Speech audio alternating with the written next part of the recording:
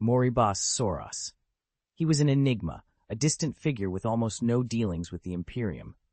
At first they had assumed their brother was quiet and uneventful, that there wasn't much to learn about him. But now it was becoming clear there might be more beneath the surface. Neither Guilliman nor Vulcan spoke. Out of respect for their kin, they held back and waited to hear how the Master of Mankind would answer. The Master sat silent for a long moment, setting his wineglass down as he regarded Doom. He noted Doom's relentless, unflagging persistence. The Master opened his mouth, but no words came. Instead, a custodian guard standing at his side spoke for him. Moribus Soros, the custodian said. I encountered him during an expedition on the edge of the eastern fringe star region, aboard a passenger vessel bound for the region's core. That the Master of Mankind did not speak for himself and had a custodian relay the story surprised Doom.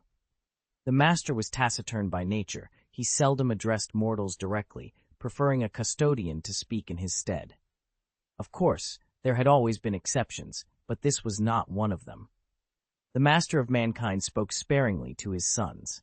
His instructions were short, leaving the Primarchs to read between the lines, and when it came to Moribus Soros, he didn't even speak for himself. He sent a custodian to deliver the message, a choice that spoke louder than any words. The Master did not want to mention that name. Doom's eyes narrowed. He could feel, as if from a wound, that whatever had happened between them had not been pleasant. It had the edge of a confrontation. A ship full of passengers, Xenos and humans intermixed. A wholly defiled vessel, the custodian said, his voice thick with disgust.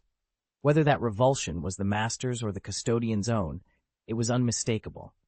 I detected a blood bond, the custodian continued. I led the custodians aboard, and what I saw enraged me. Under the Master's golden light, Doom saw the old man's hands ball into fists. The lines at the corners of his mouth trembled. The memory of it burned him. I will not speak of him, the Master said, his tone deceptively calm, the fury beneath it barely restrained. The Master of Mankind raised his hand and flicked his finger. 3 shafts of golden light shot out and struck the foreheads of his sons. He offered no explanation. Instead, he poured fragments of his memory straight into the Primarchs' minds, letting them see for themselves.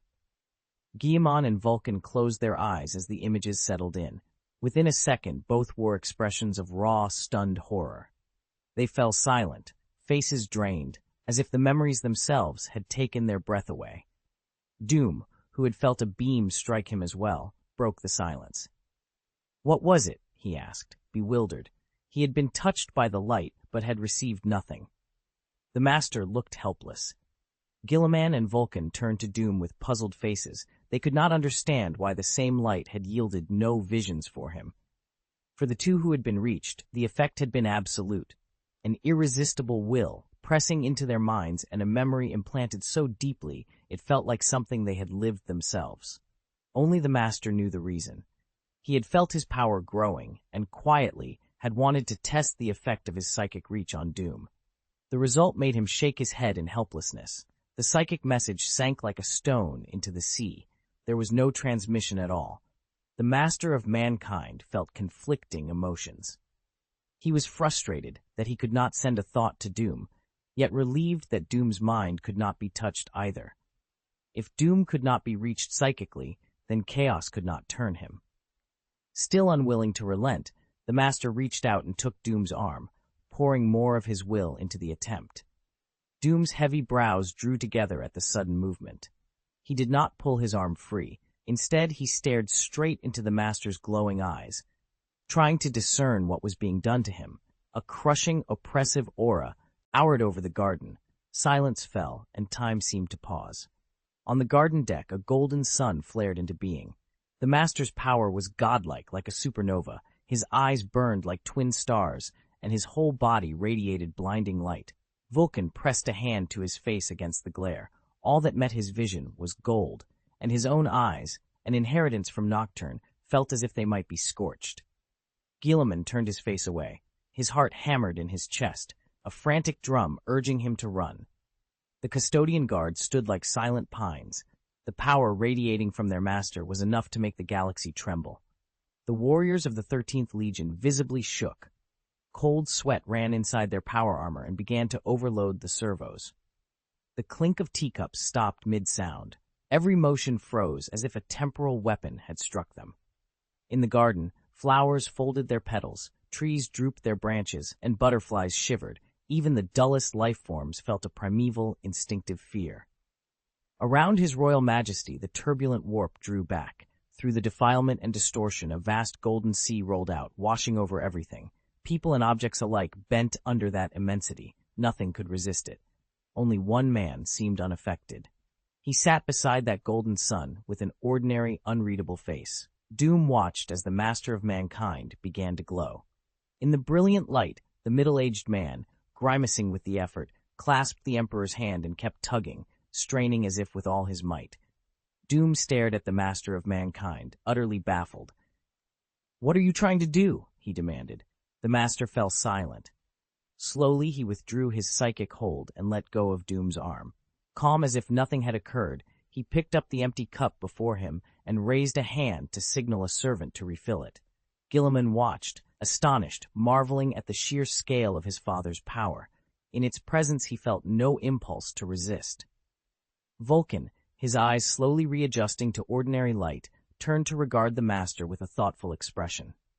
The two brothers looked across the table at the two figures opposite them, one their father, the other a blood brother, and a single thought rose between them. These men were not gods, but they were already far beyond human. Every small movement of the master suggested a power that could overturn the galaxy, and yet Doom had faced it without so much as flinching. What exactly happened? Doom did not press him about the sudden psychic flare. Instead, he pushed for the truth about the master's encounter with Soros. The master of mankind said nothing. A custodian guard barked, "Mortals and space marines, withdraw!" The deep command carried the master's will. It echoed through the chamber. The court attendants slipped away, and the space marines closed their minds, each employing his own warding to keep the master's secret from prying senses. When the room fell still, the master made a small gesture. Psychic threads of gold unfurled, replaying, with clinical clarity, exactly what he had witnessed. Doom watched, and for the first time, beheld the truth. Every moment the master had endured. Without another word, the master led the custodians and vanished, using his power to appear aboard the ship's deck. In the ship's main hall, he and the golden-armored warriors materialized, and their sudden arrival froze the crew in place. The assemblage was a grotesque mix, human thralls kneeling or slumped, and a writhing menagerie of alien horrors. The sight would have shattered any mortal heart, like stepping into a den of 10,000 demons. Amid the piled bodies and alien shapes, in the very center of the hall, Moribus Soros stood. He held a cheap wineglass and wore plain armor, yet his smile was honest and bright, silver-gray eyes wide with surprise and confusion, and then that grin slowly froze.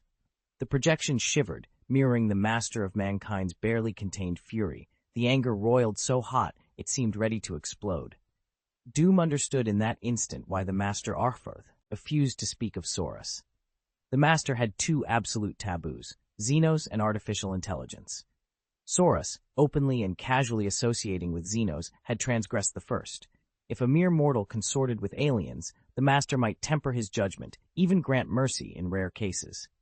But his son, a Primarch bearing his blood, fraternizing with filthy Xenos, was a stain on the Imperium's glory. So the master struck without hesitation, dealing with the Xenos in a thunderous, immediate blow. He would not even allow the custodian guard to act. He intended to purge that defilement himself. The master of mankind raised his arm. His golden hand hung there, relaxed, and an irresistible force washed out from it over the gathered Xenos. As he moved, the whole ship shuddered. In every visible and hidden corner, the alien bodies began to twist and contort. Bones splintered, flesh and skin folded inward under an invisible pressure. There was no blood, only the sick, unreal sound of bodies compressing until they stopped being bodies at all. "Please, spare them. They are my friends." Soros dropped to his knees and begged the golden giant, voice cracking. He had known the figure before him had come for him. He hoped that appeal would make the great warrior spare the others. Doom inhaled sharply. Soros's plea did the opposite of help. The master of mankind despised Xenos, and seeing his son not only consorting with them, but literally begging for their lives, ignited a cold fury inside him. Friends? Without any human dignity, he roared, and his hand tightened. With that single motion, every Xeno and every human on the ship was crushed down to atoms by psychic force and simply ceased to be. When it was over, the master reached down and took Sora's with him. I only received a single line. Do you want me to rewrite just this sentence, or did you mean to paste the whole chapter? Please paste the full chapter if you want a complete rewrite. If you only want this line polished, here are a few natural options. It felt like dragging a walking corpse. It was like dragging a living corpse. Dragging it felt like hauling a walking corpse. Tell me which tone you prefer, concise, literary, grim, etc., or paste the full chapter and I'll rewrite it. Chapter 262, Take the Day Off and Rest. Thank you all for your support and for the tips. Special thanks to the Custodes, the Astartes, Tech Priests, devotees of Slanesh, Tzeentch, Khorne, and Nurgle, the furry Xenos, Space Apes, Karakara's Sorrow, Enslavers, Necrons, Genestealers, Iron Men, Eldar, Tau, Warp Daemons, Catachan Barking Toads, Titan Pilots, and everyone else I couldn't list. I won't name them all, but you know who you are. The Master of Mankind hauled Soros away like a walking corpse. As the psychic threads snapped, the truth snapped into place with them. What had happened was plain, a violent, racially charged encounter, blood, grief, and murder. The Master had slaughtered the Xenos he found and taken back his lost son of the Emperor, Moribus Soros. Doom inclined his head, seeing the chain of cause and effect and the source of Soros's shadowed expression. He did not chastise the Master, nor did he offer excuses for Soros, nor did he heap pity on his brother. This was not a matter of simple right or wrong. Every action had flowed from a stance, from a perspective. To the Master of Mankind, Xenos were an abomination. How could he forgive or even understand his son consorting with such beings? He had lived through the darkest years, when Xenos dropped any pretense of benevolence and ravaged the human world. In those bloody times, countless human lives had been crushed and trampled by those invaders. That history explained everything. The Master of Mankind had seen what Xenos could do. During that dark era, many of them had turned from friendship to treachery and joined in humanity's slaughter. Everything he did was meant to protect mankind, and he would not tolerate betrayal. So when his own son, the heir to his bloodline, consorted with Xenos, the Master saw not curiosity or compassion, but a shameful, impure treason. To him the son had betrayed his father, betrayed humanity, and betrayed his own nature. In his fury, he set about cutting off the misguided path at its root, exterminating those who surrounded and influenced the boy. Soros did not understand the stranger's wrath. Acting on instinct, he dropped to his knees and begged for mercy, attempting to plead on the Xenos' behalf. He did not recognize that the stranger before him was his father, a man whose hatred of Xenos ran deep. The plea moved him not one whit. What stung far more was his son's sympathy and reverence for the alien creatures. Without hesitation, the Master of Mankind answered Soros's bewildered plea by crushing the Xenos into dust with relentless, overwhelming force. Doom gave a brief nod, as if acknowledging what had come before, then slowly shook his head, his face utterly unreadable. The Master of Mankind watched the gesture, lifted a slender eyebrow, and asked, genuinely puzzled, "Do you think I did something wrong?" Guilliman, sitting rigidly nearby, and Vulcan, lost in thought, both turned their eyes toward Doom. Each of them had their own thoughts, and likely their own conclusions, but neither dared voice them in the presence of the Master of Mankind or openly judge their father's actions. "There is no right or wrong," Doom said casually, lifting the wineglass as if he hadn't noticed the expression on the Master of Mankind's face. "You did what you thought was right, and Soros did what he thought was right. Why ask me about right or wrong?" He glanced at the Master.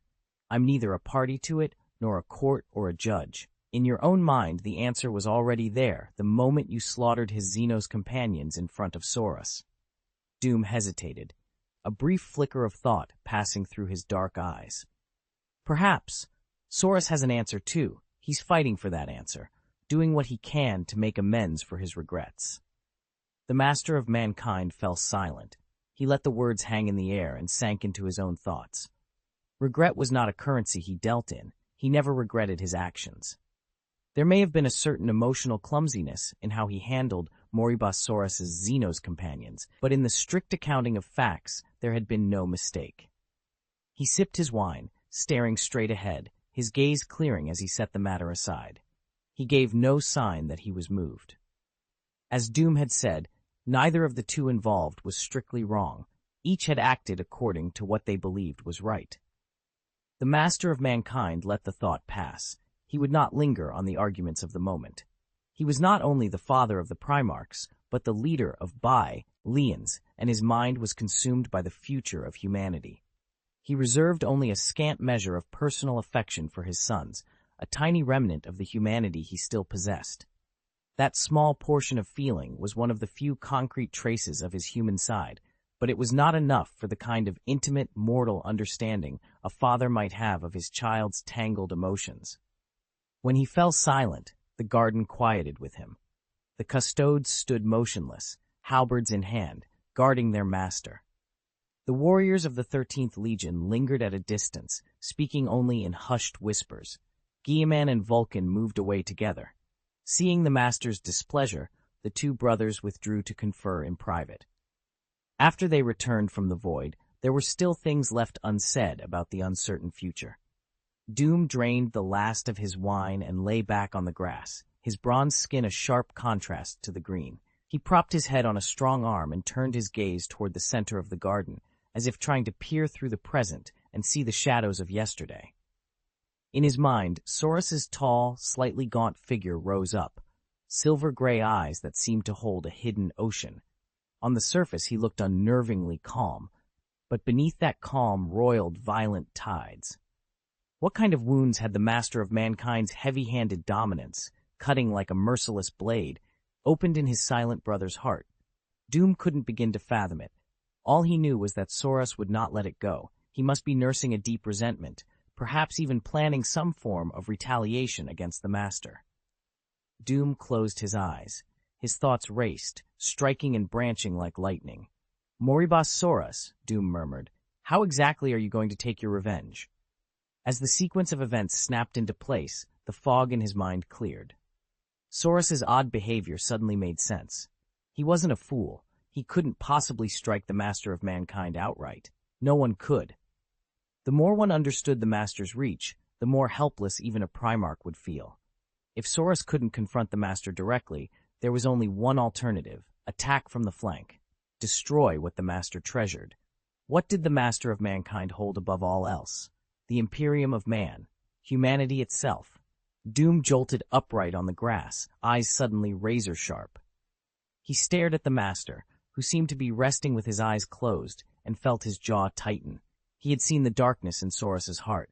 If Saurus followed through, it would spell catastrophe for humanity.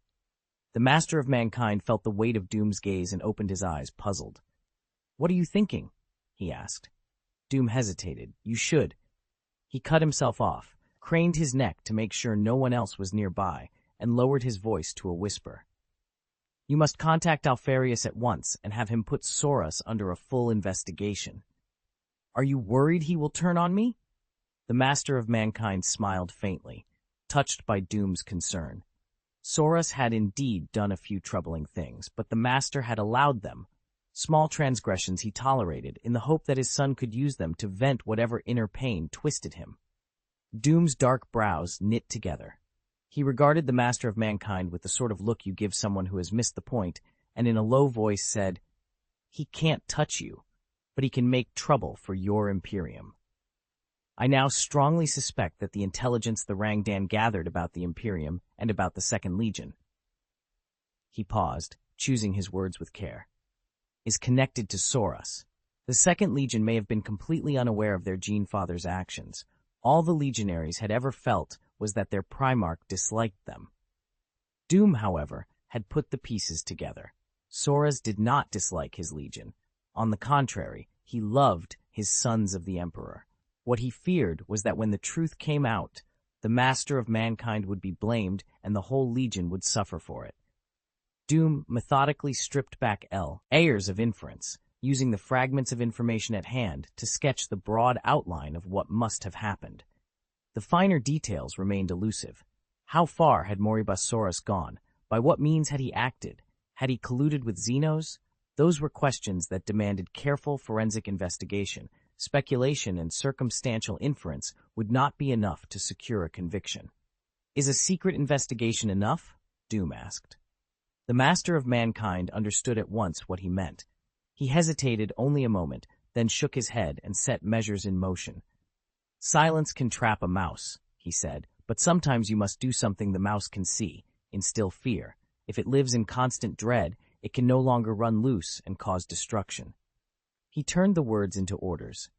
"Have the Department of the Interior dispatch investigators, both overt and covert, a two-pronged inquiry into Soros." Doom nodded. The plan made sense. It preserved legal standing while sending a clear warning that would put Soros on his guard. A Primarch was no ordinary suspect, a son of the Emperor and the living emblem of the Imperium's conquest. An unproven accusation could fracture unity, even spark clashes between legions. Space Marines loved their Genefather, and without hard evidence, they would rally to his defense. After a moment's thought, Doom added, "Let all legions send investigators." Chapter 264. Welcome to Macragge. The Legion could not pause. The Great Crusade was a race against time and against chaos itself. Investigations could not be allowed to halt the advance. Even as inquiries proceeded, the Second Legion had to keep pushing outward, claiming ground for humanity. The master of mankind's decision was coldly rational. The point of a high-profile inquiry was less to uncover new facts than to deter hidden troublemakers by making the scrutiny visible. The Alpha Legion, the Hydra, was tasked with the covert side of the probe. Intelligence warfare was their specialty. If a legion was to be watched, few were better suited to do it than the Hydra. Doom, mindful of the political fallout, suggested the master deploy more auditors across every legion. It was an extravagant use of manpower, but it offered Soros a dignified exit and made the process look impartial. "When you send auditors, don't forget the 21st Legion," Doom reminded him, not eager to become the fall guy for this affair. The very act of sending audit teams had already bred suspicion, and only strict equal treatment would soothe frayed loyalties. "It should be so," the master of mankind agreed, then finalized the investigation plan. He turned to Doom and asked, "When did you first come into contact with Alfarius?" He used the name Alfarius, not the Alpha Legion, because anyone who knew the Legion existed must have had contact with its Primarch. Doom only smiled and shook his head, refusing to answer. The master had never confided the reason for the Alpha Legion's existence. That knowledge lay beyond even their mutual trust. Seeing Doom's deliberate silence, he did not press. Secrets were the currency of survival in a dark galaxy. Every people and every individual carried them. Silence stretched for a time. After a brief passage through the warp, the fleet dropped out of the Immaterium and arrived at Guilliman's homeworld. Located in the Ultima Segmentum on the eastern fringe, the planet already bore the seeds of an interstellar dominion, Macragge. Guilliman stood tall and straight before the viewport, pride plain on his face. "Welcome to Macragge," he said. Following the direction of his finger, beneath the star-studded sky a blue and green world turned slowly, alive and habitable. "A beautiful world," Vulcan breathed, eyes wide. "I've never seen an ocean. I can't imagine a place where most of the planet is water." Beside him, Macragge's ruler listened with a complicated expression. Compared to the open seas and sweeping coasts of his own domain, Nocturne was like a coy maiden whose beauty lay hidden beneath a veil of volcanic ash. There were no oceans there. Rivers ran with molten rock, and lakes had cooled into black, glassy obsidian, lands that took life more readily than they nurtured it. Guilliman, who ruled Macragge, felt a momentary unease. As lord of his world, he should have accepted his brother's praise, but he had never set foot on Nocturne. Everything he had heard painted only scorched plains and drifting cinders. "Nocturne has its own kind of vitality," he said at last, trying to reconcile his instinctive reservations with what Vulcan had so plainly admired. Doom, who stood nearby, stepped forward. He had been to Nocturne and had every right to speak. Guilliman let out a quiet, grateful breath and threw his brother a thankful glance, relieved that someone who had seen the world with his own eyes could judge it more fairly than rumor or reputation. "Vitality?" Vulcan tilted his head, frowning for a moment before a bright smile eased across his face. "I like that." Be it Nocturne itself or the folk who live upon it, Doom agreed. Their vitality is stubborn as the flame that burns their star. The words struck true. Both the volatile planet and the hard-bitten people who called it home were the very picture of fierce life. Doom let the smile linger, tore his gaze from the yawning void, and turned to the proud figure beside him. "I think you should go down," he said to Guilliman. "They're probably terrified." He tapped the viewport. A holograph sprang to life. Augury scanners had just returned a readout. Above Macragge, planetary defenses were online and trained on the incoming fleet. "I was careless." Guilliman's eyes widened. He cinched up his robes and hurried out of the garden, urgency in every step as he made for Macragge. 100 warships had just entered the system. The sight alone threw the people of Macragge into panic. They had never witnessed a fleet of such scale. The planet's high command was likewise unsettled. Reports from fleets being recalled from the front lines had already confirmed that Macragge was in contact. The fleet's final order had come down with unmistakable urgency. By decree of the King of Macragge, they were to abandon the combat sector and return home at once. A massive armada of unfamiliar warships now rode the void, their weapons arrayed and their insignias unknown, and the sight of it filled many hearts with dread. In the palace courtyard, a group of high officials spilled from the hall and stood looking up at the fleet that hung visible in the sky. Murmurs and sharp exclamations ran through them. Among the onlookers, Talassa Uten lifted her face to the blue overhead. The armada was reflected in her clear eyes.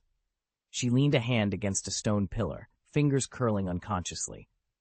Even this usually composed, courageous woman found herself profoundly unsettled. With the void fleet looming, the court's lords feared not only for the safety of Macragge, but more than anything for Roboute Guilliman, the giant figure who was the center of their confidence. Without him, they felt Macragge would have no unified will. Then a shuttle dropped out of the sky and set down in the court square. Palace guards surged forward and formed a tight ring around it. From the anxious throng, a single, familiar silhouette emerged from the cabin, the giant they had feared losing. He stepped out smiling and raised a hand, a simple gesture meant to reassure the worried faces turned up toward him. The guards dropped to one knee, their trembling gone. The backbone of Macragge had returned. Relief washed over the elders' faces, and their worried expressions softened as they pressed forward to surround their king. Guilliman pushed through the crowd and went straight to Lady Uten, a broad smile on his face. "I made you worry," he said. He lowered himself onto one knee and bent forward, still unable to meet her eyes. Taking her palm in his large hand, he curled his index finger and, gently pressing the back of her hand to the corner of her eye, brushed away the redness there. Lady Uten, stronger than he had expected, kept her composure. Her eyes shone, but she would not let the tears fall. Putting her hand over his, she spoke in a voice that trembled. "What happened? We were so worried for your safety." Memories of the past few days crowded in on Guilliman, and he could not help but sigh. Seeing his adoptive mother again felt like an eternity had passed. He gave no immediate explanation. His face grew solemn again as he rose from his place before the lady, took in the scene around him, and issued a single command in a clear, booming voice. "I want an unprecedented ceremony, of the highest order, a grand welcome for the distinguished guests from afar." Relief spread through the assembly. The fleet hanging above them was no enemy. The elders smiled, bowed to Guilliman, and dispersed at once to arrange the reception. Lady Uten lifted a hand and, pointing toward the ships, asked softly, "Who are we expecting?" She wanted to know the essential facts. Since her adopted son had come to power, he had always preached frugality and scorned extravagance, so it was striking that his first act on returning was to commission such an expensive, ostentatious welcome. Guilliman tilted his head and looked up. The flagship, the Emperor's Dream, shimmered golden in the void, its hull catching the light of the star. Guilliman's face was unreadable for a moment, then he looked down at Lady Uten and said simply, "Father, and brothers." "Ah?" Uten gasped, instinctively covering her reddened lips with her hand. Her blue-green eyes widened in surprise. She had long believed Guilliman to be something otherworldly, a child of the stars, swept in from the void, for Macrage's soil and water could hardly have produced someone so extraordinary. She had always been convinced that his parents would one day come to claim him. Now that moment had arrived, and she was genuinely delighted and astonished by the relatives he had found.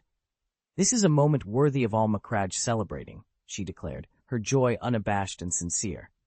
"I must take charge of the preparations myself." As lord of the court, Utin was indeed responsible for such matters, and was eager to show Macrage's hospitality at its finest. "It must be grand," Guilliman reiterated. "There must not be the slightest discourtesy." He had seen the flawless protocol of the royal household, and knew, from the way they carried themselves, that these brothers' origins were truly exceptional. Guilliman refused to be outdone. Lady Utin saw the competitive spark in his eyes and narrowed her own, a smile tugging at her lips. Her son was still a boy at heart, affable on the surface, but with an inexplicable streak of pride. Together, they set in motion a ceremony that Guilliman had planned and Lady Utin personally supervised, unprecedented in scale and splendor. 13 Terran hours after Guilliman's arrival, ground control signaled that entry to Macrage was permitted. The Master of Mankind boarded a gilded landing craft, while Doom and Vulcan shared another, and both descended toward the planet. Macrage rotated slowly, one of its days equaled 3 Terran days, and the spaceport was deserted of ordinary traffic. Everyone important had gathered there to welcome the honored guests. As the golden craft came in, its hull emblazoned with a radiant double-headed eagle, the crowd was struck silent by its brilliance. The emblem caught the light and threw it back like a promise, reflecting hope and triumph, as if the future itself were blazing upon the ship's skin. With a soft hiss, the pressure door opened. Amid eager anticipation, 2 squads of towering warriors in gleaming golden armor stepped out of the cabin, moving with measured, majestic precision. Their golden armor gleamed, and their formation was solemn and precise. At the head of the column, a standard-bearer held a banner embroidered with a gold double-headed eagle. The sight of the golden-clad warriors drew a collective sigh from the people of Macrage. Their presence radiated power. The warriors marched along both sides of the blue carpet, then, with a rustle of metal and cloth, pivoted to face one another in perfect alignment. The custodes planted their halberds, dropped to one knee, and in unison cried, "Hail our Lord, the Master of Mankind!" The custodian guard, halberds grounded, dropped to one knee. In perfect thunderous unison they cried, "Please our Master, the Master of Mankind!" Master of Mankind. What a magnificent title. At the sound of it, an electric hush ran through the people of Macrage. Eager, reverent curiosity swelled in every chest. Who was the man served by those golden-armored warriors who looked as if they had stepped out of myth? Who, in this dark age of humanity's decline, could claim the name Master of Mankind? Men and women pressed close along either side of the guard-formed corridor, straining, craning their necks, and rising onto tiptoe, every eye fixed forward. From the belly of the landing craft, a light poured forth, a river of gold that cut a path through the gloom. It blossomed like a small sun, brilliant, absolute, and the shadows fled. The crowd fell to their knees, breath gone and utterly silent. Before them stood the living symbol of Macrage's faith, reason and strength made flesh. The Master of Mankind was bathed in that divine light, the golden radiance coalescing around him. He held his lightsaber point down at his feet, a gesture of restrained power, and in the other hand he raised a golden scale, a clear declaration that justice came before all. With a single whoosh, the crowd parted like water, and before them stood the living embodiment of their faith, the Master of Mankind. At first one voice whispered the name, then another, until the murmur swelled into a roaring tide of sound from the human sea. The Master of Mankind, the Emperor. Those who basked in his radiance wept with joy. Those he fixed with his gaze were overtaken by gratitude and honor. A tall, powerful man whose bearing suggested astonishing wisdom, he wore a golden laurel of glory and a long robe of silk threaded with gold. Smiling with benevolence, the Emperor stepped barefoot onto the blue carpet, Macrage's glory beneath his feet. And in that step, the land itself was made to submit to his majesty. The crowd was drunk on the moment. Some devotees fell to their knees and pressed their lips to the floor, tears streaking down their faces as they wept softly. The master of mankind stood on the blue carpet but did not advance. He simply waited. The question hung in the air. What was he waiting for? Eyes turned skyward as another landing craft descended. This one was different.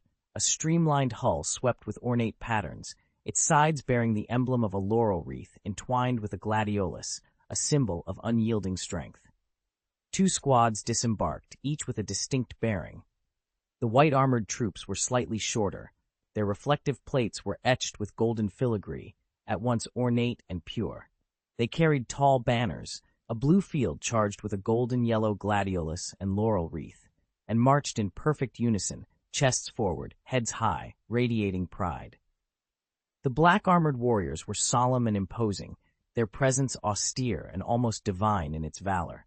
Streaks of red cut across their armor, a stark sign of power and slaughter. The lead warrior carried a great banner high, a field of deepest black embroidered with a single scarlet sigil. The mark was like nothing anyone had seen before, part symbol, part script, its curves and angles suggesting layers of meaning, both mysterious and profound.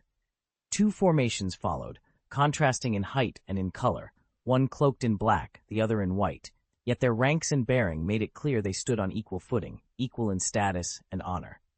Hua! With a low, resonant growl, the golden-armored custodian guard rose as one from the earth. The procession advanced, sweeping up to Robert Gilliman and Uton, and then falling back to open a corridor for the honor guard behind them. Even Uton, steeped as she was in courtly restraint, was visibly moved. "Gilliman, your father and your brothers, they are extraordinary," she said, admiration shining in her eyes. Robert puffed out his chest and smiled, a faint curve of pride on his lips. "They are masters of mankind, warrior kings, and they are compassionate men." The honor guard arrayed themselves on either side. From the descending landing craft, 2 tall figures stepped forward, each radiating a personal charisma so strong it seemed to bend the air around them. One of them wore white ceremonial war armor, its surface carved with ornate patterns and ancient inscriptions that chronicled victories, every campaign the man's master had ever fought. The details of those battles might have been lost to most onlookers, but each carved word and flourish signified glory. He held his chin slightly raised, his handsome, valiant face lit with quiet pride, and moved with the slow, assured gait of a god of war come down to walk among men. The other was a towering figure with skin as black as coal and eyes that glowed blood red, at first glance a terrifying sight. Yet his presence was oddly calming. The black giant radiated a dependable, protective strength. He wore a dark green robe that exposed half his muscular chest and wore a benevolent smile that put people at ease. Both men wore green laurel wreaths. The crowd couldn't help but compare them to Robert Gilliman. The 3 shared a remarkably similar aura. Behind the Emperor, the 2 stepped in perfect unison and strode toward Robert Gilliman amid cheers and applause. Doom's face was grave. He had never liked pomp and ceremony, but tonight he must observe every formality. The ritual demanded solemnity, and every detail mattered. Lifeforger Prima of the Old Ones had taught him why. In the real universe, she said, rituals, down to their smallest gestures and strictest protocols, held power. A solemn rite, with its careful observances, was a manifestation of order, and order, in turn, was itself a source of strength. Opposite that order lay the chaotic wilds of the warp, yet even the warp, in its frenzy, could not escape order entirely. Chaos rituals were the clearest proof. The power of chaos seemed disordered and frenzied, but the chaos gods sought to shape the warp to the contours of their wills, a strange yearning for structure within the chaos. Order and disorder, the Old One had argued, were twin forces, opposed but inseparable, each giving rise to the other. For that reason, ceremonies that marked the arrival of great figures were more than theater. In certain mystical ways, they reinforced the fabric of the real universe itself. 2 extraordinary figures walked the crimson carpet, Doom and Vulcan, one on either side, following the Emperor and lifting the long hem of his robe. A choir chanted softly, their voices ethereal and sacred, welcoming the master of mankind. Petals drifted from above, and the scent of fragrant incense filled the square. Advisors who had come with the Emperor and eager chroniclers spilled out from the landing zone to record the moment.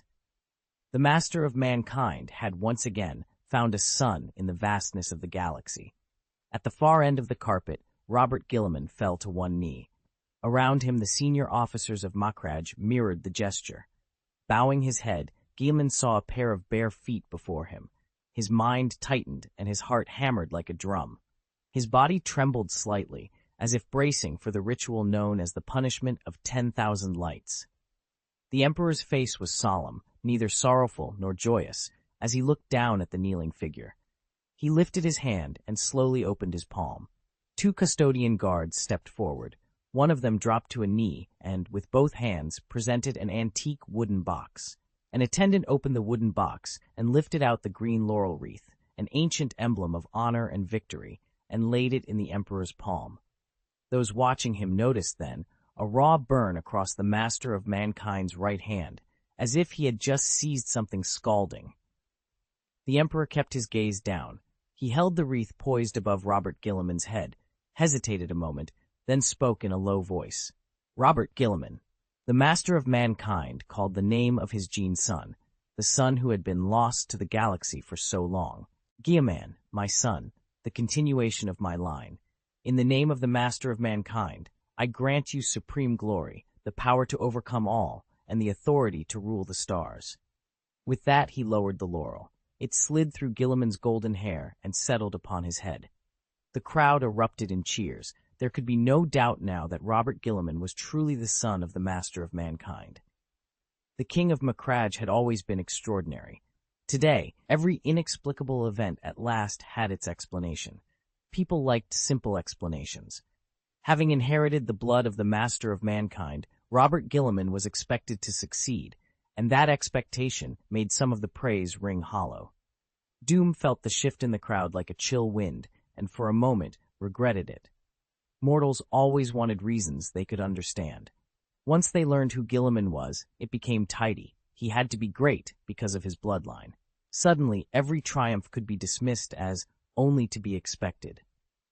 Doom did not think so. He had watched Gilliman closely and knew the man's achievements were not merely inherited, they had been earned. If Russ or one of the other Primarchs had been placed over Macragge and Ultramar, the whole story would have been different. In a brief confrontation, Doom had seen Gilliman's anger flare, bright and fierce as wildfire, and he had seen something rarer still, that fire buried beneath iron logic and steady philosophy. There was a small anecdote that stayed with Doom. During a campaign meeting, a captain, furious and bloodthirsty after a skirmish, demanded Gilliman's approval to execute prisoners and raise a town in reprisal. Gilliman's first impulse had been as quick and hot as anyone's, his jaw set, his eyes hard. But he took a breath, weighed the consequences, and answered not with vengeance, but with a measured judgment that protected the long-term good of Ultramar. The captain left chastened, and the victory was preserved from turning into a costly, short-sighted atrocity. That combination, passion held in service of reason, was what Doom admired. The crowd might see only bloodlines. Doom saw discipline, thought, and command. When Doom stepped out of the landing craft, the square unfolded before him like a theater set.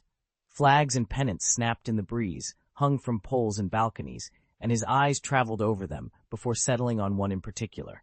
A blue banner, its white Q emblem stark and unmistakable against the field. He studied it for a moment, as if trying to read some promise or warning in the simple symbol. Far from the plaza, in the roiling currents of the warp, Russ ran into a vessel from Macragge. The encounter came like a jolt, two ships meeting amid turbulence and starlit chaos, and its implications were immediate and unsettling. 266, Mother and Child. Gilliman rose slowly, his usually reserved face betraying a rare spark of excitement. From this day forward, Macragge would reach for the stars and begin a new age. As he stood, everyone at the welcome ceremony, high officials and ordinary citizens alike, rose to their feet, eyes fixed on him.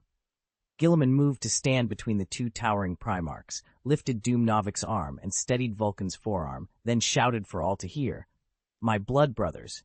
"Doom Novik," the crowd answered. "Vulcan," they cried. The king of Macragge led the applause. "Doom Novik, Vulcan!" Both Primarchs were sons of the Emperor, Gilliman's blood brothers, and the crowd's approval thundered through the plaza. When the celebration drew to a close, the throng dispersed at the appointed command. Gilliman then led the imperial delegation into the inner council chamber for the next, more formal stage of the day. This occasion was not merely Gilliman's return to the wider Imperium, it marked Macrage's formal reintegration. The spacious council hall had already been prepared for the negotiations and awaited only the parties to take their seats. Gilliman took his place on the dais. Seated before him were Macrage's officials, the most experienced bureaucrats in negotiation and diplomacy, ready to represent their world. Vulcan sat to the right, while the Emperor's personal advisors were arranged nearby to handle the detailed negotiations with Macrage. Their presence was largely ceremonial, meant to set the tone, after which the formal talks would proceed. Doom and the Emperor occupied the head of the table, presiding over the session and watching the negotiations unfold. The Imperium's offer to Macrage was generous. It proposed reorganizing the region so that Macrage would sit at the center of both the Great Ultramar sector and the Ultramar subsector. Gilliman would be granted the authority to take part in the Great Crusade, leading the 13th Legion to conquer worlds in the Emperor's name. Any worlds won by the 13th Legion would be incorporated into Macrage and governed by Gilliman. In recognition of these concessions, Macrage would enjoy a significant degree of autonomy, including a special exemption from tithes. Effectively, it would not be required to pay the usual taxes to the Imperium.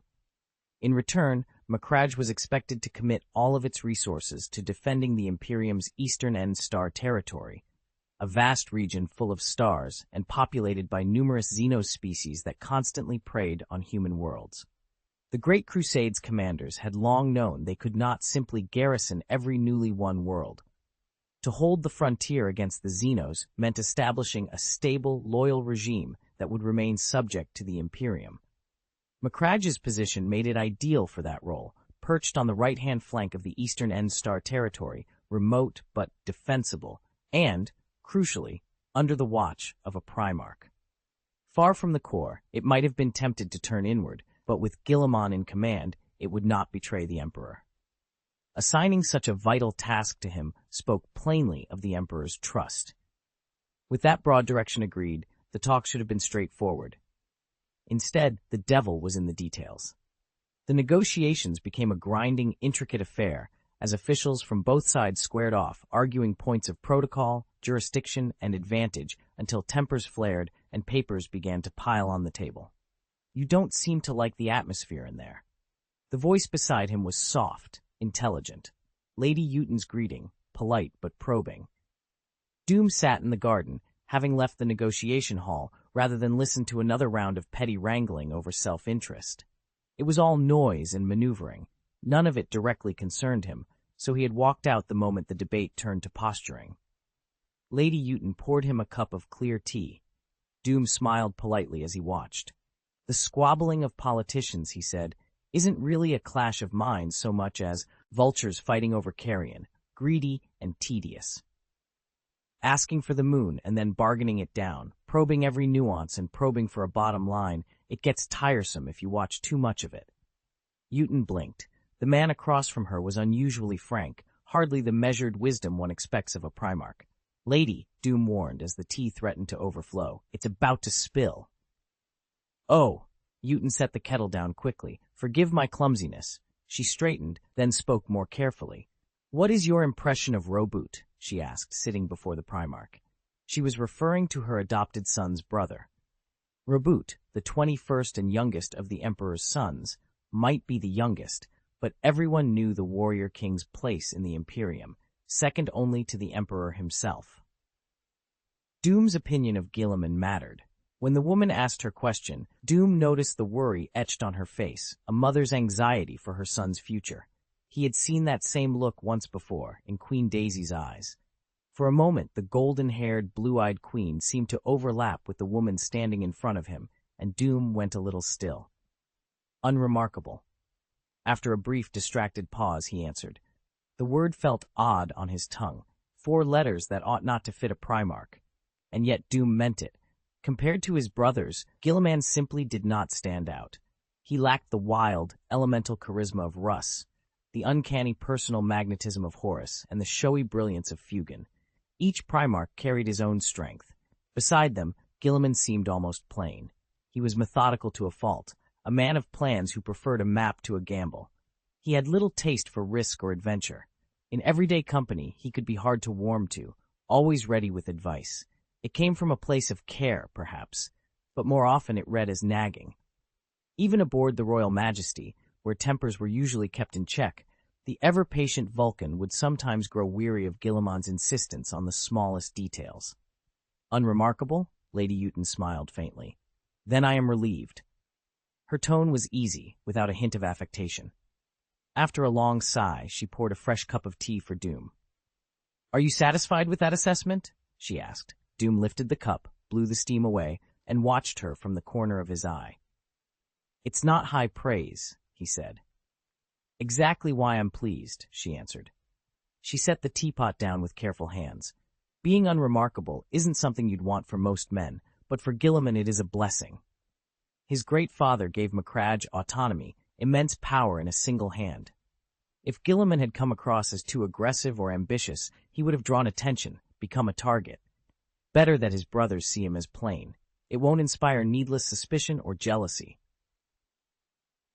Doom nodded. He couldn't read her as a mother urging greatness. What he heard in her voice was a mother's simple, earnest wish for her son's safety. Not necessarily. Doom smiled and shook his head, watching Lady Uton intently. Jealousy and suspicion don't always spring from power. He paused, letting the words settle. We are Primarchs, shaped by the Emperor's will, arranged by the Master of Mankind. Whatever roles we play, envied, admired, scorned, or praised, the thing that matters is obedience to the Emperor's design. Those duties are ours. We carry glory and responsibility on our shoulders, and those burdens are themselves a source of great power. But Guilliman is different. Doom's smile sharpened as he lifted a finger and pointed at Uton. A great deal of the jealousy and ostracism he will face may come because of you. Uton blinked, confused. She was clever, but she was mortal, and the grander currents of politics and destiny were hard for her to read. Still she understood, dimly, that her son's future was tied to her in some way. Why? She asked. Doom let the answer hang in the air for a moment. Because you are a mother, he said, the emphasis deliberate. A mother who loves my brother. It was no small thing. Aboard the ship Guilliman had mentioned Uton more than once. Every time his name turned toward her, Vulcan had quickly changed the subject. Doom couldn't help but chuckle at the fleeting expression of wanting to flee that crossed Lady Uton's face. My brothers were scattered across the galaxy by an accident, he said, and when Uton still looked puzzled, he patiently added, not every world was as fortunate as Macragge. He fell silent after that, savoring the mellow sweetness of his clear tea. I understand, Uton said at last, her fine brows knitting together as she exhaled a pitying sigh. Like demigods among men, your souls will always be missing a piece. The Master of Mankind forged your bodies to be indestructible, your hearts incredibly resilient, and your forms magnificent and radiant. But the regret in your hearts, that emotional void, will be forever difficult to fill. Doom listened, slowly nodding. Beneath the overwhelming strength of a Primarch, there was, inevitably, a soft place, an emptiness no armor could cover. Even Guilliman's seeming normalcy came from the love of his adoptive parents. That love made him more understanding of others. What about you? Lady Uton asked, curiosity bright in her eyes. She wanted to know about the Warrior King's childhood, the things that had taught him those harsh lessons. Doom's hand froze. His face tightened. He set the cup down slowly and rose. His towering shadow fell over Lady Uton, and she felt a sudden, small unease. She stood as well and stared up at the extraordinarily imposing figure. She was very gentle, the Warrior King said, his voice low and hoarse. That's the only thing I can remember now. A sudden hush fell over the Garden of Repose. The brief, aching sorrow pierced Lady Uton to the core. She stood frozen, realizing she had reopened a wound in the Primarch's heart. She wanted to apologize, but the words would not come. Guilt tightened around her throat and left her mute. Doom shook his head and waved her concern away.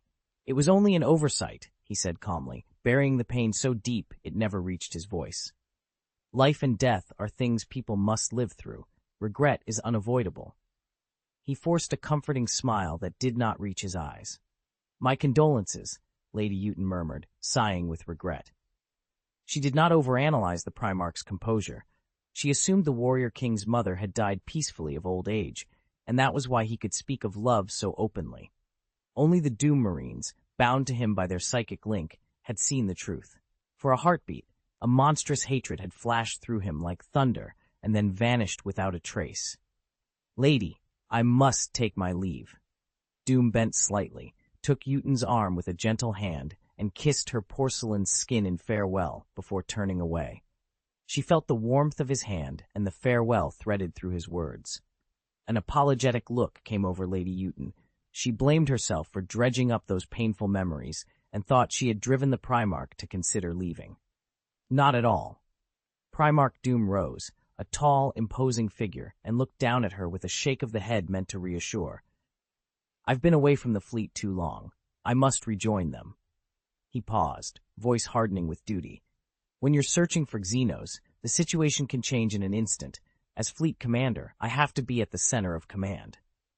It was true. He had been absent since departing for Nocturne. Almost half a Terra year had passed. The First Fleet was still scouring the void for the Rangda, and when they encountered them, the response would be thunderous. In a fleet of that scale, the lives of billions of warriors rested on a single man's shoulders. As commander, he could not shirk his responsibilities any longer. Lady Uton, level-headed and aware of the stakes, bowed her head slightly. "I understand." She didn't bring up Guilliman again, nor did she try to detain him. Lifting her skirt, she curtsied in the Macragge court style and murmured, "May your wishes be granted, and may your blade drink the blood of your enemies." Doom inclined his head, accepting the lady's blessing with solemnity, and returned the gesture. "May you enjoy health and long life, and in the days to come continue to guide my brother." With that, he turned and departed with a flourish. His cloak billowed, and his ceremonial boots echoed across the marble as he strode toward the council hall. Lady Uton watched until his imposing figure vanished around the corner, then slowly straightened. She felt he bore too many burdens. An unspoken sorrow weighed on his shoulders. Her intuition was keen. The Emperor and Doom were alike in this respect, both quietly enduring loneliness for the sake of their duties. Perhaps, her blue eyes softened with pity. This was why the Warrior King could stand beside the Emperor. There are greater causes to be won and deeper darkness for us to face. Doom hurried to the council hall, announced his intention to leave, and refused his brother's attempts to detain him. Guilliman and Vulcan insisted on seeing him to the spaceport, and the three of them went together.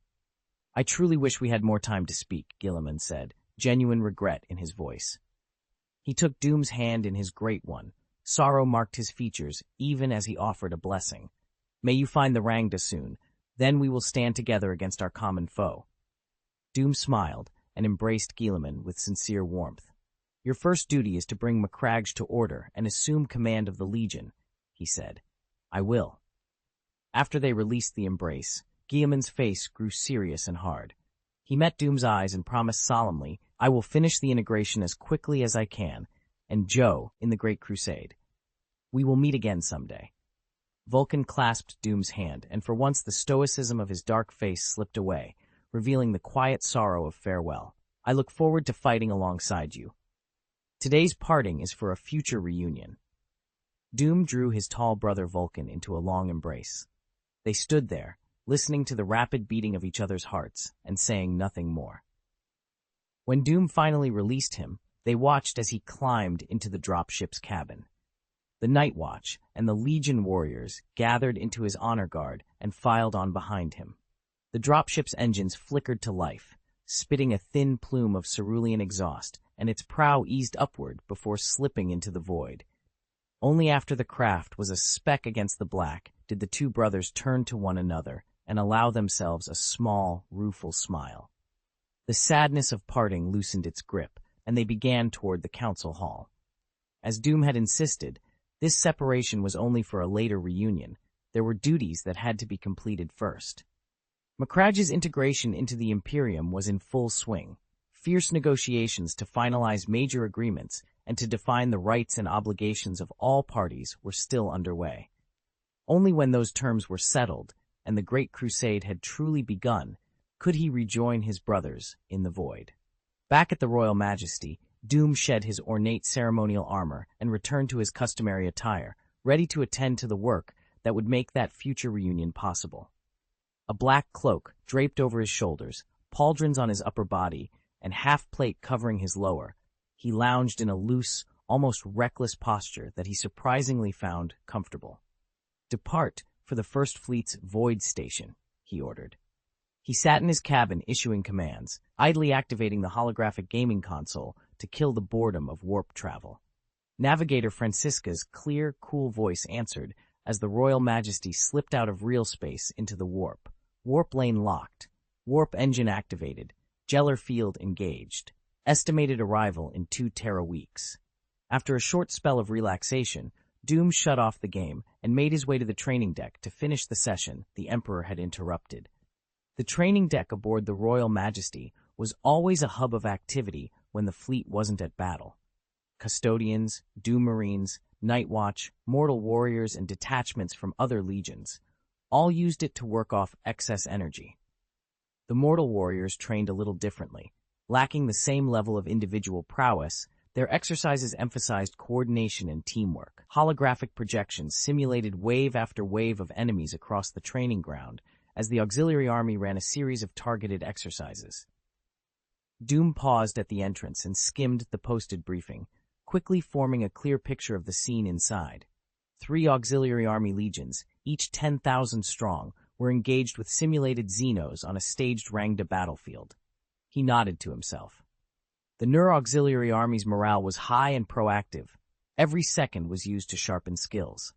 The Aux troops knew their lifespans and physical limits could never match those of the Space Marines, so they prized time and drilled constantly to improve their teamwork and reactions. The dueling arena, by contrast, rarely held ordinary mortals. It was crowded with hulking, superhuman combatants, custodians and Doom Marines, armor laid aside, trading blows in close sparring, Night Watch warriors locking blades with Space Marines, and Iron Men standing aloof as spectators. At Doom's approach, all fighting paused. The combatants straightened and offered the warriors salute to their warrior king. Doom waved the others away and walked over to one warrior by himself. The man stood, dressed only in shorts. His rippling muscles promised raw, explosive strength. He gave a slightly stiff salute. "King Nawick." Doom, King Nawick to those who used his title, rested a hand on the warrior's shoulder and gestured for him to sit. They settled on the rim of the dueling arena and watched swords flash and collide in the center. "How do you feel?" Doom asked casually. "Back from the edge of death? Learned anything?" The warrior was called Phoenix. An explosion had torn away half his body. He had fought death with sheer will and survived only after a gene seed was implanted. Doom spoke the Night Watchman's name and shook his head, a rueful smile on his face. "Phoenix," he said. "Your name fits, born anew from death." In the old legends of Old Terra, the Phoenix was the immortal bird of death and rebirth. When it died, it turned to flame and ash, and from those ashes a new body arose. Doom had learned and remembered the names of every member of the Night Watch. Doom watched Phoenix and couldn't help but think of the name he'd been given. The word Phoenix felt like fate made flesh, a legend come to life. Phoenix himself showed no expression. He clenched his fists as if feeling a constant, inexhaustible power coursing through him.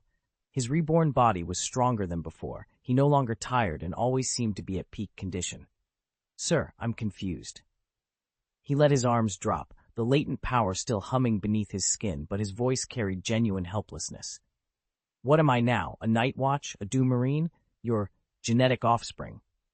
Phoenix looked dejected. Since he had awakened, he'd been unsettled, and whatever he'd endured in the trial had left its mark, a weight that made him silent and anxious. He had been a Night Watch once, now he had become a Doom Marine. How was he supposed to reconcile the two identities? Doom followed his gaze toward the dueling arena, where superhuman swordsmen sparred. He answered slowly, his voice deep and measured. "You're a bridge, an important link between them." 268, Shaping Joint Doom pointed toward the far side of the grounds, where the Night Watch had gathered, gesturing and commenting on the contests in the arena. "Look at them. so full of life. Phoenix watched his comrades. With his enhanced hearing, he could pick up the cadence of their movements and even snatches of their conversations. "They'll grow old," he said.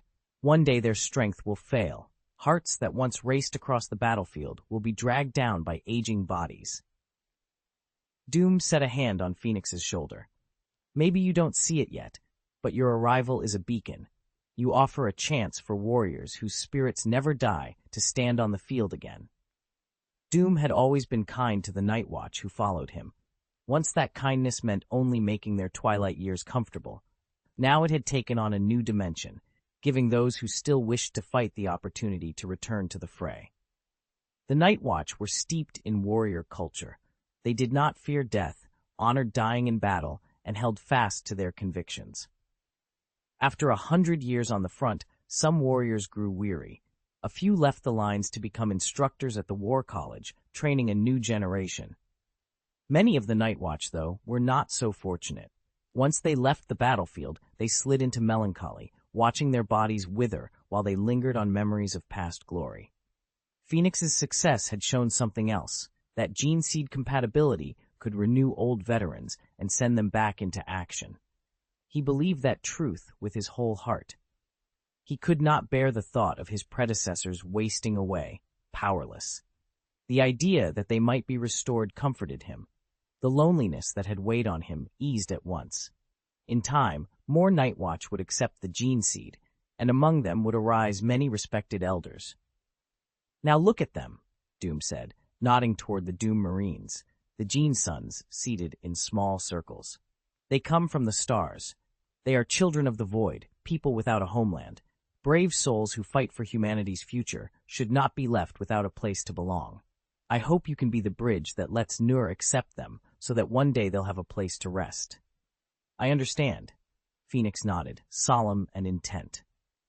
The handsome young man, short black hair, golden eyes, clenched his fists, anticipation written across his face.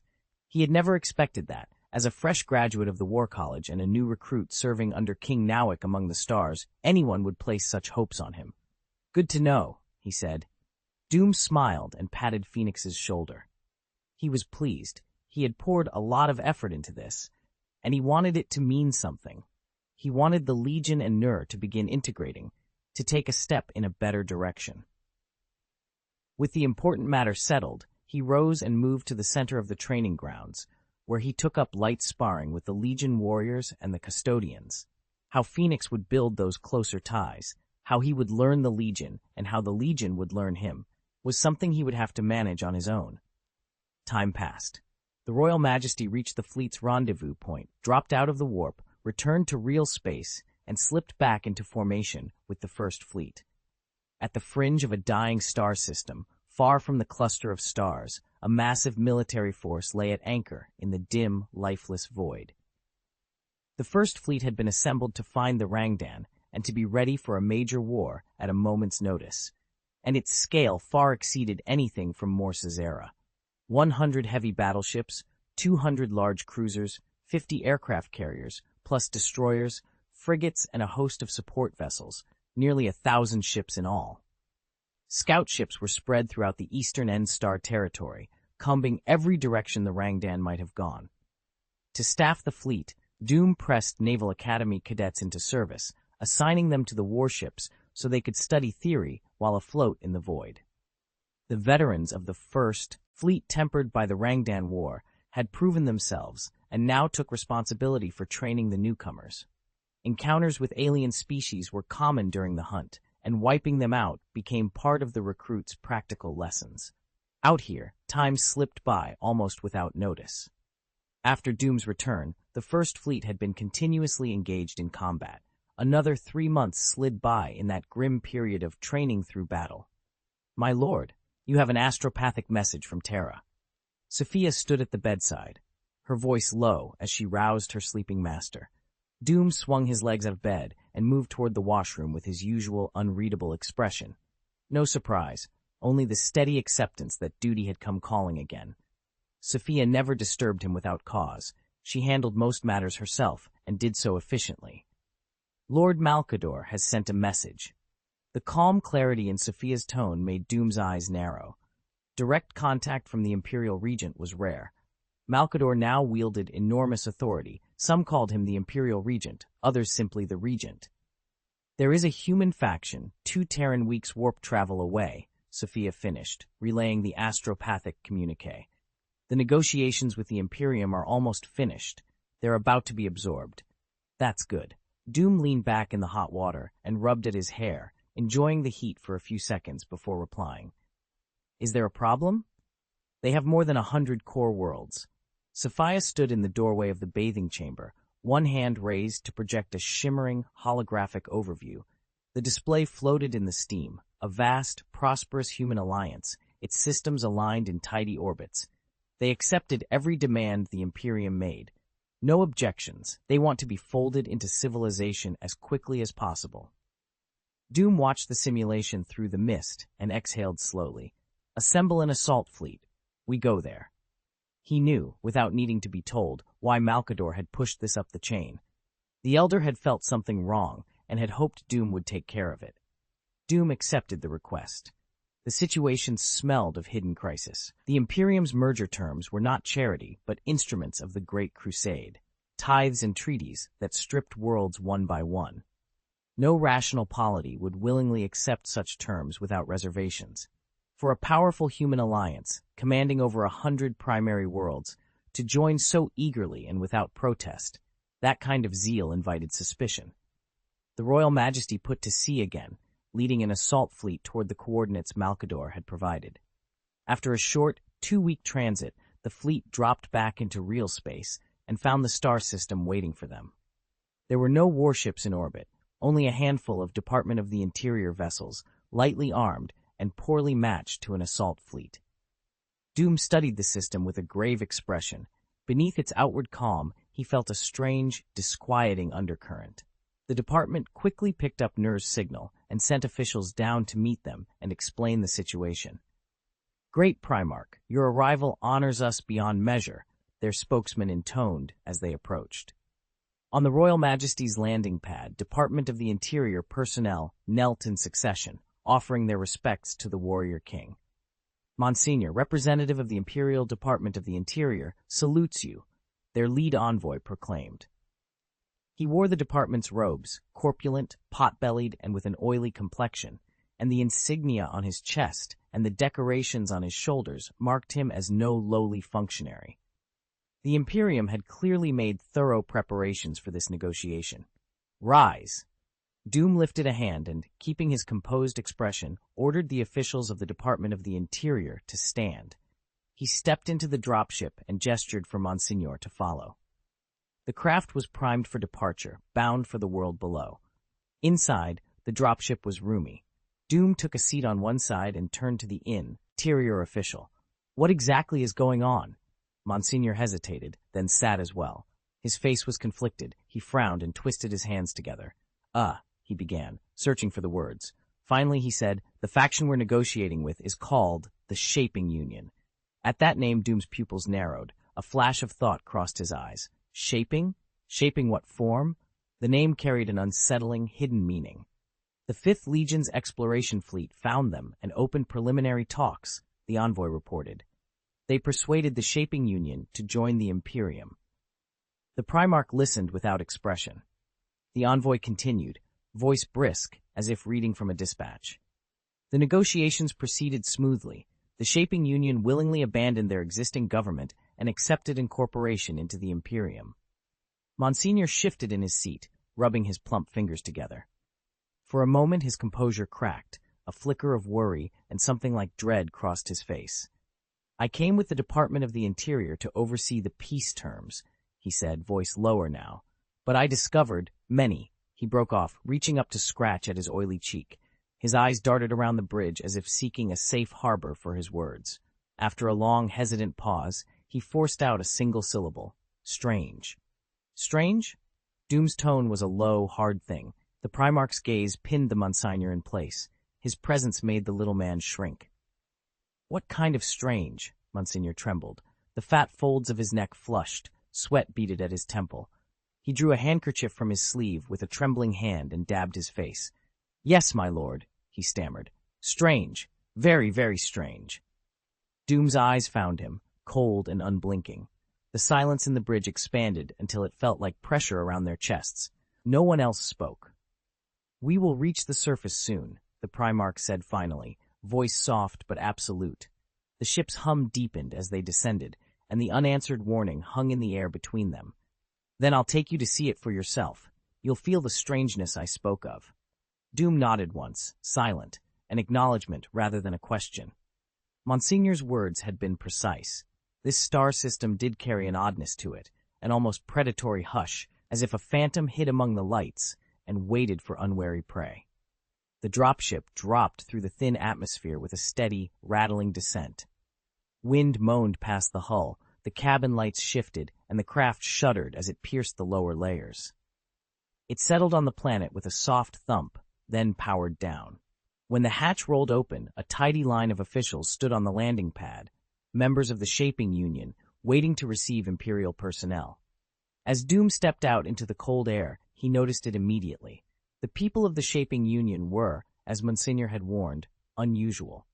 Their uniforms were immaculate, their movements measured and economical. Smiles were offered with mechanical politeness rather than warmth. Eyes skimmed over faces and returned to assessing the newcomers as if cataloging specimens. There was a deliberate distance in their bearing and a precision to their gestures that felt less human courtesy than practiced performance. He drew in the planet's thin, metallic-scented air and kept his face neutral. Around him the welcome continued, formal bows, clipped introductions, a language of ritual and protocol that masked something wary and exacting. Doom made a note to watch them closely. The strangeness Monsignor had described was not only in the system itself, but in the people who lived there. Composed, inscrutable, and quietly intent on their own designs. 269. First Clue's intelligence had described the Shaper Union as a federation of hundreds of worlds, eager to join the Imperium of Man and to reunite with their long-lost human kin from the old night. So when Doom stepped out of the landing craft and looked up, he expected something uncanny, as Mengbia had warned. What he saw, however, was not eerie at all. The Shapers were tall and willowy, every one of them at least 2 meters in height. They moved with the poise of classical statuary, long, elegant necks, elongated upper limbs, and a posture that suggested careful breeding and cultivated manners. Their exposed hands were porcelain white and fragile-looking. Otherwise, no skin showed. The officials who came to greet them were shrouded from throat to fingertips in strange garments that made them seem deliberately mysterious. Doom narrowed his eyes and studied them one by one. Beneath that composed, refined exterior, there was something off. A subtle abnormality he couldn't immediately name. From the bare sweep of their forearms, he could see a second layer. A snug, protective bodysuit worn under their outer clothes, as if to shield their bodies from harm. That small detail was the first clue that the surface elegance hid something more complex. They wore heavy, hooded cloaks over their brightly colored bodysuits, the thick fabric hiding their slender frames and patterned with indecipherable lines and script. The most striking feature, though, were the full-face masks, topped with crowns shaped like diving eagles. The down-turned beak sat between the mask's brows. The eagle's eyes were external monitors fixed to the faceplate, and the wings swept back into the crown, each decorated with different pendants. Mengbia smiles and steps forward, offering a hand to the man in the golden cloak who leads the delegation. "Governor," he says, then turns and sweeps his arm toward the taller figure behind him. "This is the son of the Emperor, master of the Null Stars. He comes as the Emperor's representative. Our negotiations are nearly complete," he adds smoothly. "He has come to inspect the Shaper Union and to oversee the restoration of legitimate rule." The governor inclines his head, clasping his hands before his abdomen in a formal bow. "Respected sir," he replies in a soft, pleasing voice that carries genuine feeling, "the Shaper Union longs to return once more to the embrace of humanity." His words are earnest, his manner flawless. Doom, aloof, imperious, lifts his chin slightly, the gesture of a superior accustomed to being obeyed. A curl of disdain touches his face as he studies the governor. "Why will you not show me your true face?" he asks, his tone polite but cutting. Everything about him speaks of rank and power. the flawless bearing, the contained contempt for mere mortals. The question hangs in the air, sharp and expectant, as those present wait to see how the governor will answer. The blunt, rude question left the governor momentarily speechless. He turned instinctively to the Imperium's negotiating representative for help. Mengbaya gave the governor an apologetic look, then forced a smile and addressed the Primarch. "Sir," he said carefully, "the humans of the Shaper Union developed a very particular culture during their long isolation. They use ancient technologies to reshape their bodies into what they consider beautiful forms," Meng continued. "Those forms are usually hidden beneath specialized bodysuits and cloaks." "Oh?" Doom's eyes narrowed with curiosity as they swept over the gathered Shapers. "If you possess beautiful forms, why hide them? Why not display them openly?" His voice sharpened, the question snapping from curious to cold. "Or is it because you bear illegal modifications, twisted, unnatural alterations that must be concealed?" The words cut through the chamber like a sudden frost. Conversation died. The air seemed to stiffen. Doom's Marines behind him shifted as one, their red visors turning toward the Shaper delegation. Even from a distance, the lethal focus in those helmets fell, like a physical pressure, an unmistakable, murderous intent resting just beneath the glass. A sharp hiss cut through the air. The black-armored soldiers tightened their grips on their polearms as azure energy blades flickered to life, humming with a dangerous, serrated light, enough to shred any opponent. Mengbia's face drained of color. Despite his bulk, he moved with an unexpected quickness, leaping back and keeping a wary distance from the Shaper Union. The warrior king, Doom, had come as the Imperium's envoy and ought to have shown deference to preserve diplomatic ties. Instead, he was deliberately stirring trouble. Doom put on an arrogant air and insulted the Shaper Union's governor with open contempt, clearly trying to bait him into revealing some emotional weakness. He'd already suspected these people weren't ordinary. In fact, they seemed anything but human. Were those impossibly elegant, willowy figures still even human? Amid the taut silence, the governor emitted a soft, elegant chuckle and raised a hand to cover his mouth beneath his mask, his composure unruffled and genteel. "If you wish to see, sir, we will show you," the man said politely, supporting his chin with a slender finger as he lifted his mask. The moment the mask came off, several representatives of the Imperium gasped. The Shapers' faces were impossibly beautiful. Jet-black eyes, noses as straight as peaks, narrow, delicate lips, and porcelain skin that seemed to glow faintly. The leader, referred to as the governor, and the officials standing behind him followed suit, removing their own masks to reveal equally striking features. "Test their genes," Doom ordered without a flicker of emotion. He gestured to the Doom Marines, who advanced with compact analyzer devices to sample the Shaper's human DNA. The command was an unmistakable slight. Ordering a genetic test made clear that the Imperium still did not trust the Shaper Union. Confronted with the screening, the governor stayed calm. He did not bristle or protest. Instead, he extended his hand, allowing a black-armored warrior to take a sample. Doom, however, wasn't finished. Still probing, he said, "Such beautiful faces. Why hide them?" Mengbia wiped the sweat from his brow and stepped forward, about to speak again, but his body began to tremble and his face went slack with exhaustion. Doom's single look made him feel as if he were standing in hell. He dared not interrupt and fell back. "It's our culture," the governor said, raising a hand to signal the black-armored warrior to draw blood. Calmly and deliberately, he turned to explain to the domineering son of the master of mankind. "When there are too many beautiful things, beauty becomes cheap. We mustn't expose too much of it, lest it erode the mainstream aesthetic. If people grow weary of beauty, ugliness can become the next fashion, and we cannot permit that. To protect beauty, the Shaper Union has enacted laws to punish those who recklessly reveal their faces and thus devalue it." Doom listened without changing his expression. From the governor's micro-expressions and the tone of his voice, Doom's analysis concluded the man was not lying. He was disturbingly sincere. Doom stared at the device in the son of the Primarch's hand and at the smear of crimson on its casing. His face tightened, but he betrayed nothing. "Notify Sophia," he said at last. "Order every vessel of the First Fleet to leave their standby system and make for our position." He sent the message by psychic link to the son of the Emperor, who was on standby aboard the Royal Majesty. After running a series of probes, Doom had come to a single unsettling conclusion. The Shaper Union's restraint was unnaturally deep. Whatever they were hiding, it wasn't simple. Their concealment was too thorough for chance. The order left instantly. It was relayed through the Doom Marines and routed to Sophia for dispatch. He could have used his personal comm device to contact Sophia directly, but that carried a risk of electronic exposure. Telepathy was quicker and less likely to leave a trace. Yes, someone might detect the psychic signature, but the transmission was instantaneous, leaving virtually no time for anyone to react. "Show me around, then.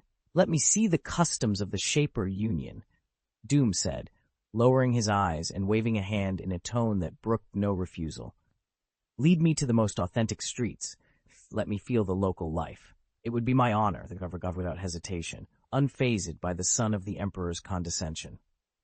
He smiled politely and asked, "Sir, may I put my mask back on?" "If I were to parade through the populace, me, a lawgiver, I'd only stir up controversy," Doom said, shrugging. "So many rules," he added, waving his hand impatiently. The impatience and entitlement of the privileged were plain in the gesture, the practiced arrogance of someone unused to being questioned. The governor merely nodded and fell into step. The imperial delegation entered the city, moving down streets whose architecture and details marked them as unmistakably Shaper. As they walked, Doom grew noticeably more watchful, his gaze flicking from shopfront to alley, piecing together patterns and trying to divine the Shaper Union's real aims. The Shaper Union's cities were immaculate and almost unnervingly beautiful. Streets swept clean, air crisp and fresh, and advanced technologies on display at every turn. When the high-ranking visitors arrived, people on the sidewalks showed no alarm. They simply nodded and bowed in polite acknowledgement. The imperial delegation kept their faces carefully composed. No one dared behave discourteously, because even ordinary citizens here carried the manners and bearing of imperial nobles. "Notify Sophia," Doom ordered, "and in my name contact the nearby legions. I want at least one full legion for support." He sent the commands psychically. Beneath Doom's outwardly expressionless mask, a turbulent storm was already gathering. What he saw on those broad avenues was a highly developed, open, civilized society, one with a sense of justice that in many ways surpassed that of the Imperium of Man. Walking those streets, Doom finally understood what Mengbia had meant when she described the place as eerie. 270. Suspicion abounds. Anti-gravity vehicles threaded the city's air, forming a humming, three-dimensional transit network, while the streets below unfolded in neat geometric patterns, wide, clean, and rigorously ordered. Shapers in flowing robes moved along those avenues in hushed groups, their manner restrained and precise, as if compelled by law itself. Technology was everywhere, quietly serving citizens. Planted greenery scented the air. The balance of progress and nature felt almost perfect, better than the Empire in many ways, and rivaling even the Null Stars. But that very perfection put Doom on edge. There were no patrols, no visible security or constabulary on the streets. People behaved with an almost automatic tolerance and mutual understanding. The calm wasn't a veneer so much as an absolute absence of friction, and that absence felt wrong. Doom read menace into the order. A highly trained, highly organized society with advanced technology could be terrifying if weaponized. By the time he finished surveying the plaza, he was nearly certain of one thing. The Shapers were up to something. A populace so cultivated and disciplined, if turned toward war, would be an unstoppable force. Doom had already asked for reinforcements. He intended to make sure that in the coming war, humanity would never be outnumbered or put at a tactical disadvantage. Now he stood with the Imperial delegation, towering over the city below, and raised a hand toward the bustling streets. "Why?" he asked, puzzled. "Why are there only men out? Where are the women?" The governor stepped forward and bowed slightly to the giant. "It's our culture," he explained. "Women take care of internal affairs. Men handle everything outside the home. Most of the time, the women stay at home looking after the elderly and the children, while the men go out to work. The division of labor is clear." He gave a small, ingratiating smile. "Your Excellency has a keen eye. You noticed immediately that no women are visible on the streets." Doom said nothing. He kept up his cold, imperious expression as he continued the tour with the Imperial Party, but his mind was racing. Questions clustered behind his silence, each one probing the city's surface prosperity. He analyzed everything he saw, looking for cracks in the facade, intent on stripping away appearances to uncover whatever truths lay beneath. Why would such an advanced, orderly society choose to rejoin the Empire, willing to give up political autonomy and submit entirely to imperial arrangements? That sort of backward step runs counter to the deepest human instinct for improvement. People always push for more. They don't hand over power for the sake of neat administration. What ideology could possibly sustain such efficient order? Even more puzzling was the relationship between the populace and their governor. The mutual respect in their gazes didn't look staged. Wherever there are humans, selfish desires and social hierarchies persist. A utopia of perfect equality doesn't exist. The only way the Shaper Union could sustain that kind of harmony, it seemed, would be if they weren't really human. But the genetic reports didn't support that theory. The analyses were clear. They were human, even genetically purer than the average imperial citizen. In this age of technological regression, descendants of the ancient Golden Age, whose genomes had been variously edited, were still counted as human. The Empire's certification was blunt but practical. If someone looked human, showed no excessive gene editing, and had no cranial deformities, they were declared human. Strictly speaking, the Astartes had long since diverged from the human line. At best, they could be called heavily modified humans. The governor, however, introduced them without hesitation as a triumph of the Shaper Union. The Shaper Union stands for harmony, fairness, justice, and symbiosis, he proclaimed, arms spread wide as if embracing the sky. He wore his pride openly, and the Imperial delegation could see why. Doom listened with a cold, sharp edge in his eyes. One word in the governor's speech snagged his attention: symbiosis. Why emphasize that? Doom's next question was clipped and commanding, though it sounded like an inquiry. What technology lets you alter your bodies, make yourselves beautiful? He did not so much ask as give an order veiled in civility, forcing the governor to understand his intent. The governor understood perfectly. Without hesitation or pretense, he smiled and led the way, eager to show the foreigners the source of their power. Doubt flickered through Doom. Had he misread the emphasis? But the governor answered every one of Doom's requests without demur, agreeing to be shown whatever was asked for. The certainty of Doom's suspicion wavered, even as he continued to press for more. The governor remained composed and unflappable, as if he were some transcendent being whose vision and foresight far exceeded those of ordinary mortals. A flicker of doubt passed through Doom for an instant, but he crushed it.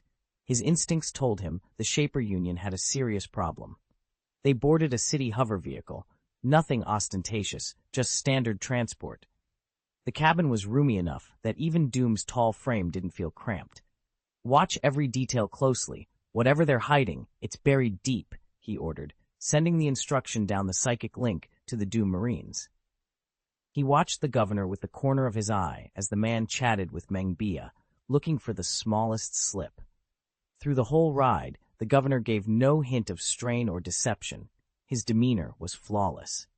When the vehicle stopped, the governor swept an arm toward a massive structure rising beside them.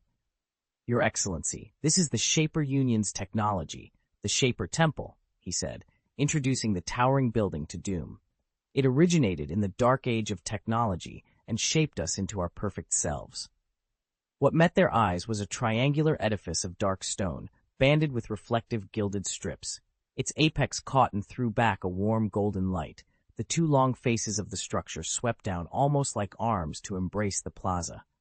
People flowed in and out of the entrances, an ordinary bustle, if not for the unexpected faces among the crowd. Doom allowed himself a small, genuinely interested smile and inclined his head toward the governor, indicating he should lead. The smile came from deep down. Finally, he had seen a difference worth noting. Those who shuffled past in simple robes and tight-fitting garments were not like the usual Shapers. They were noticeably shorter, their bodies lacking the telltale signs of full technological alteration, either as yet unmodified or mid-transformation. They swept into the Shaper Temple, and what lay within made the Imperial delegations stare. The vast hall was filled with thousands of capsule-shaped machines, their gilded surfaces gleaming, each set on a neat pedestal. The pods stood in disciplined rows at the center of the chamber, clearly arranged for public use. They lay down in the capsules and golden fluid flowed in at once, bathing the occupant as the machines set to work, an immersion that initiated the technological modifications. A few people had already finished. They climbed out of the machines looking refreshed, feeling the changes in their bodies. Doom noticed something else. Most of those entering the capsules were small and slight. Judging by their builds, they looked like ordinary human adolescents. At my size, can I even use one of those? Mungbia asked at just the right moment, nodding toward the row of body-modifying machines. His voice was tinged with envy. As an Imperial diplomat. He smiled faintly and rubbed the fat on his belly. My image isn't exactly flattering. If you could make me look better, I'd be received much more warmly by noble women and beauties. A ripple of soft laughter went through the group. The governor accompanying them shook his head and covered his mouth, concealing his amusement with an elegant gesture. Doom let the corner of his mouth lift as well. He could tell Meng Bi's question was a teasing probe. Of course you can use it, the governor said generously. Ancient technology can alter your body. He led the foreigner to the machine and made a polite gesture to invite him forward. Meng Bia hurriedly waved him off, his expression rueful. I'm a Levin's son-in-law, he said. It's best left to the imagination. Drawing attention would be like playing with fire for me. The delegation suppressed laughter. A few people flushed.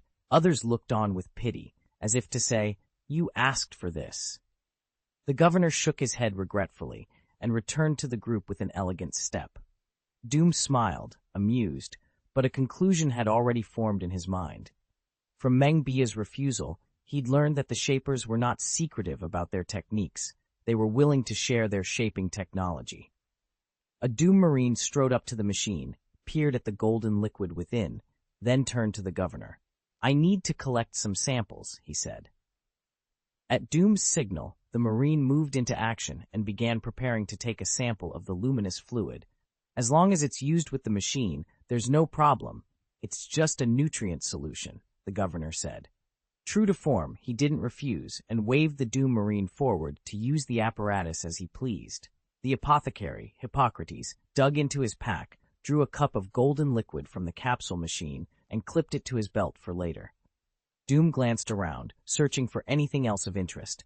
Finding nothing, he was about to move on when a sharp voice cut through the quiet of the Shaper Temple. Father, I don't want to go in. The sound snapped everyone to attention. At 5 meters tall, Doom could see farther than most. From a corner of the hall, he spotted a boy wrestling against his father's large hand, trying to pull free. Tears glistened in the boy's voice. Ever since I went in last time, I felt weird, he sobbed, shaking his head hard. He really didn't want to go back in.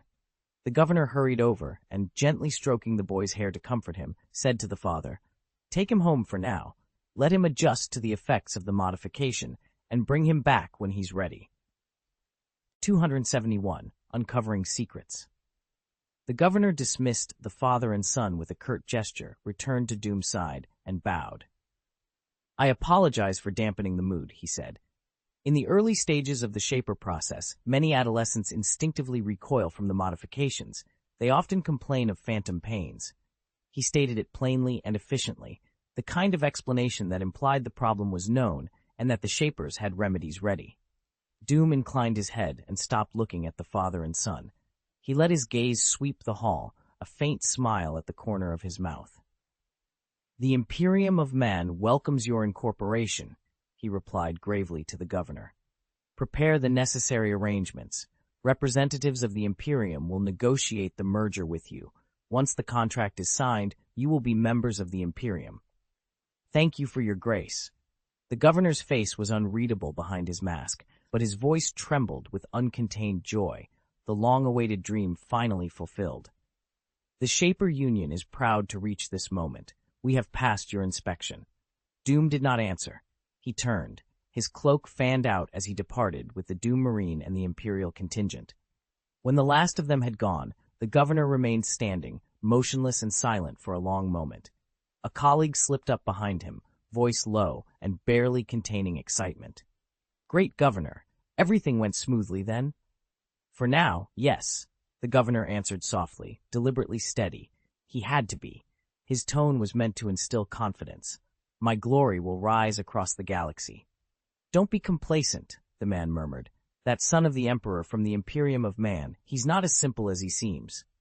"What should we do?" the colleague whispered, clearly not wanting anything to go wrong at the last moment. The governor's voice betrayed no tremor. "No need to act overtly." He stepped forward and let his fingers trace the gilded rim of the modification machine. "As always, let the current carry us. We join the Imperium of Man with the flow." They bowed their heads in agreement and left the Shaper Temple to make preparations for the impending merger with the Imperium of Man. After his colleagues had gone, the governor drew back his jade-like arm, lifted his hand, and stared up through the transparent dome at the void fleet hovering in the black. He murmured to himself, "I hope everything goes smoothly. The glory of the Shapers will spread across the galaxy through the Imperium of Man." Imagining that future made his slender fingers tighten involuntarily as he suppressed a rising excitement. Just one last step. Outside, the Imperial delegation had spent the walk back to the landing hall in high spirits, laughing and replaying what they'd seen and heard about the merger. That lightness evaporated the moment they boarded the transport. As the craft sealed and rose, their faces hardened. The joking, relaxed expressions vanished. The delegation had been handpicked, diplomats of the highest caliber, the elite of the elite. None of them were ordinary men.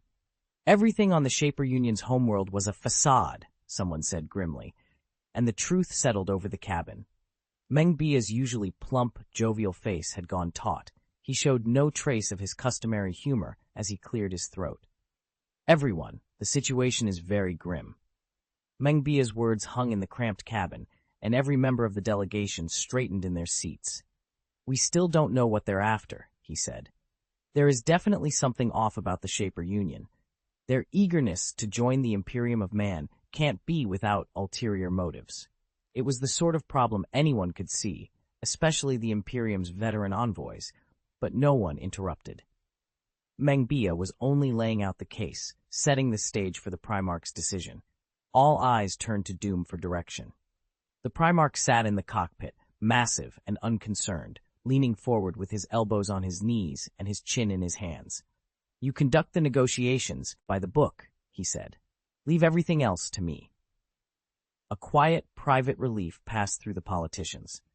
Doom's words implied he already had a plan and had taken the burden of the unknown off their shoulders. For a union that spanned 100 core worlds and counted its population in the trillions, only the Emperor's son, the Primarch, had the authority to pass judgment. With the Primarch's clear orders in hand, Imperial ministers fell into their appointed work, earnest discussions on how to bring the Shaper Union under Imperial control. Negotiation was their province, and their debates were genuine. Every arrangement they considered had real consequence. What the Primarch himself was doing or intended remained beyond their remit. The landing craft rose slowly and rejoined the Void Fleet. Doom walked onto the bridge of the Royal Majesty, took the command throne, and closed his eyes, waiting for Sophia's intelligence briefing. "My lord." 3 minutes later, he opened his eyes at her summons. "The battleship has completed a full scan of the world below," Sophia reported in a steady voice.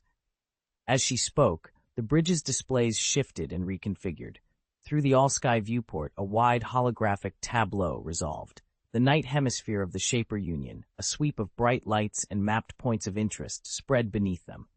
"All readings are normal, except for one anomaly," Sophia said. "The Shaper Union's population is exactly even," she added, raising a pale hand. A holographic display on the battleship's central console flickered to life and showed the male-to-female breakdown. "There are equal numbers of males and females. No technology for birth control or population manipulation was detected.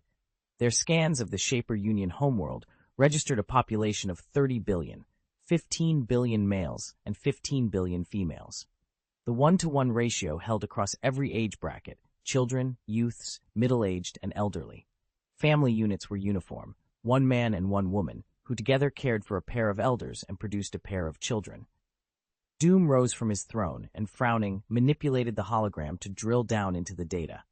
He murmured, "Where did everyone else go?" It was disturbingly abnormal.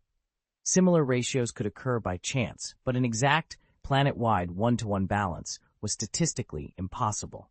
Controlling the sex ratio of even a single world, or 100, would require too many variables to engineer so perfectly. At that moment, the Legion's apothecary, Hippocrates, entered the bridge. Doom nodded to Sophia and pulled the readings from his wrist-mounted terminal.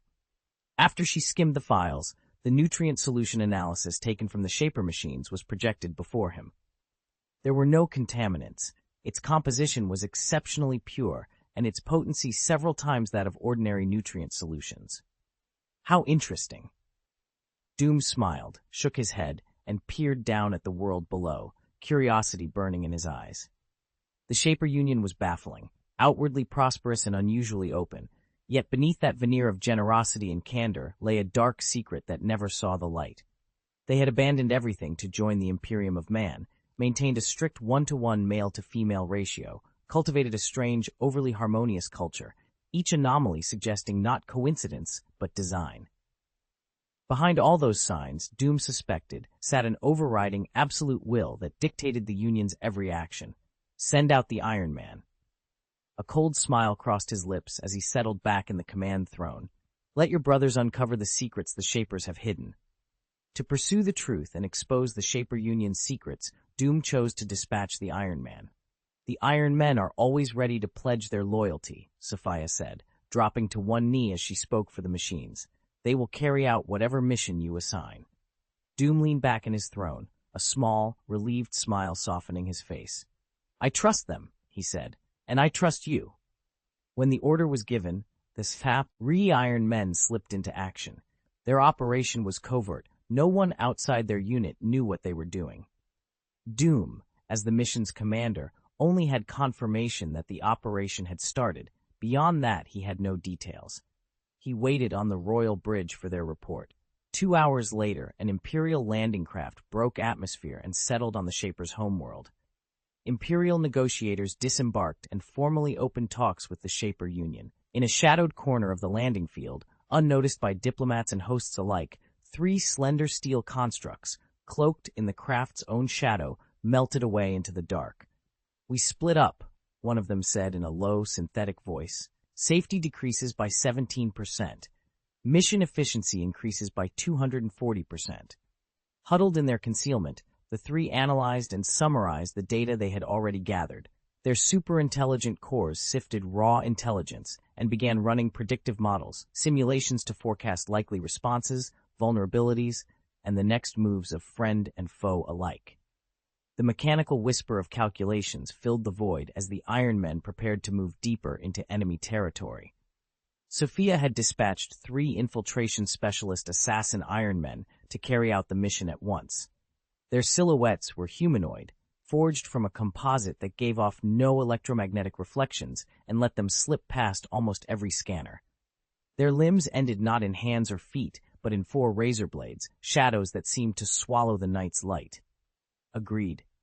Agreed. The response came without sound. A quantum channel stitched their minds together, the exchange instant. Beneath each hood, blood-red electronic eyes pulsed as streams of data flowed across their vision. I will find that child, one declared. Its cloak darkened, a matte field spreading over the steel of its body until it melted into the darkness. I will go to the Shaper Temple, a second confirmed.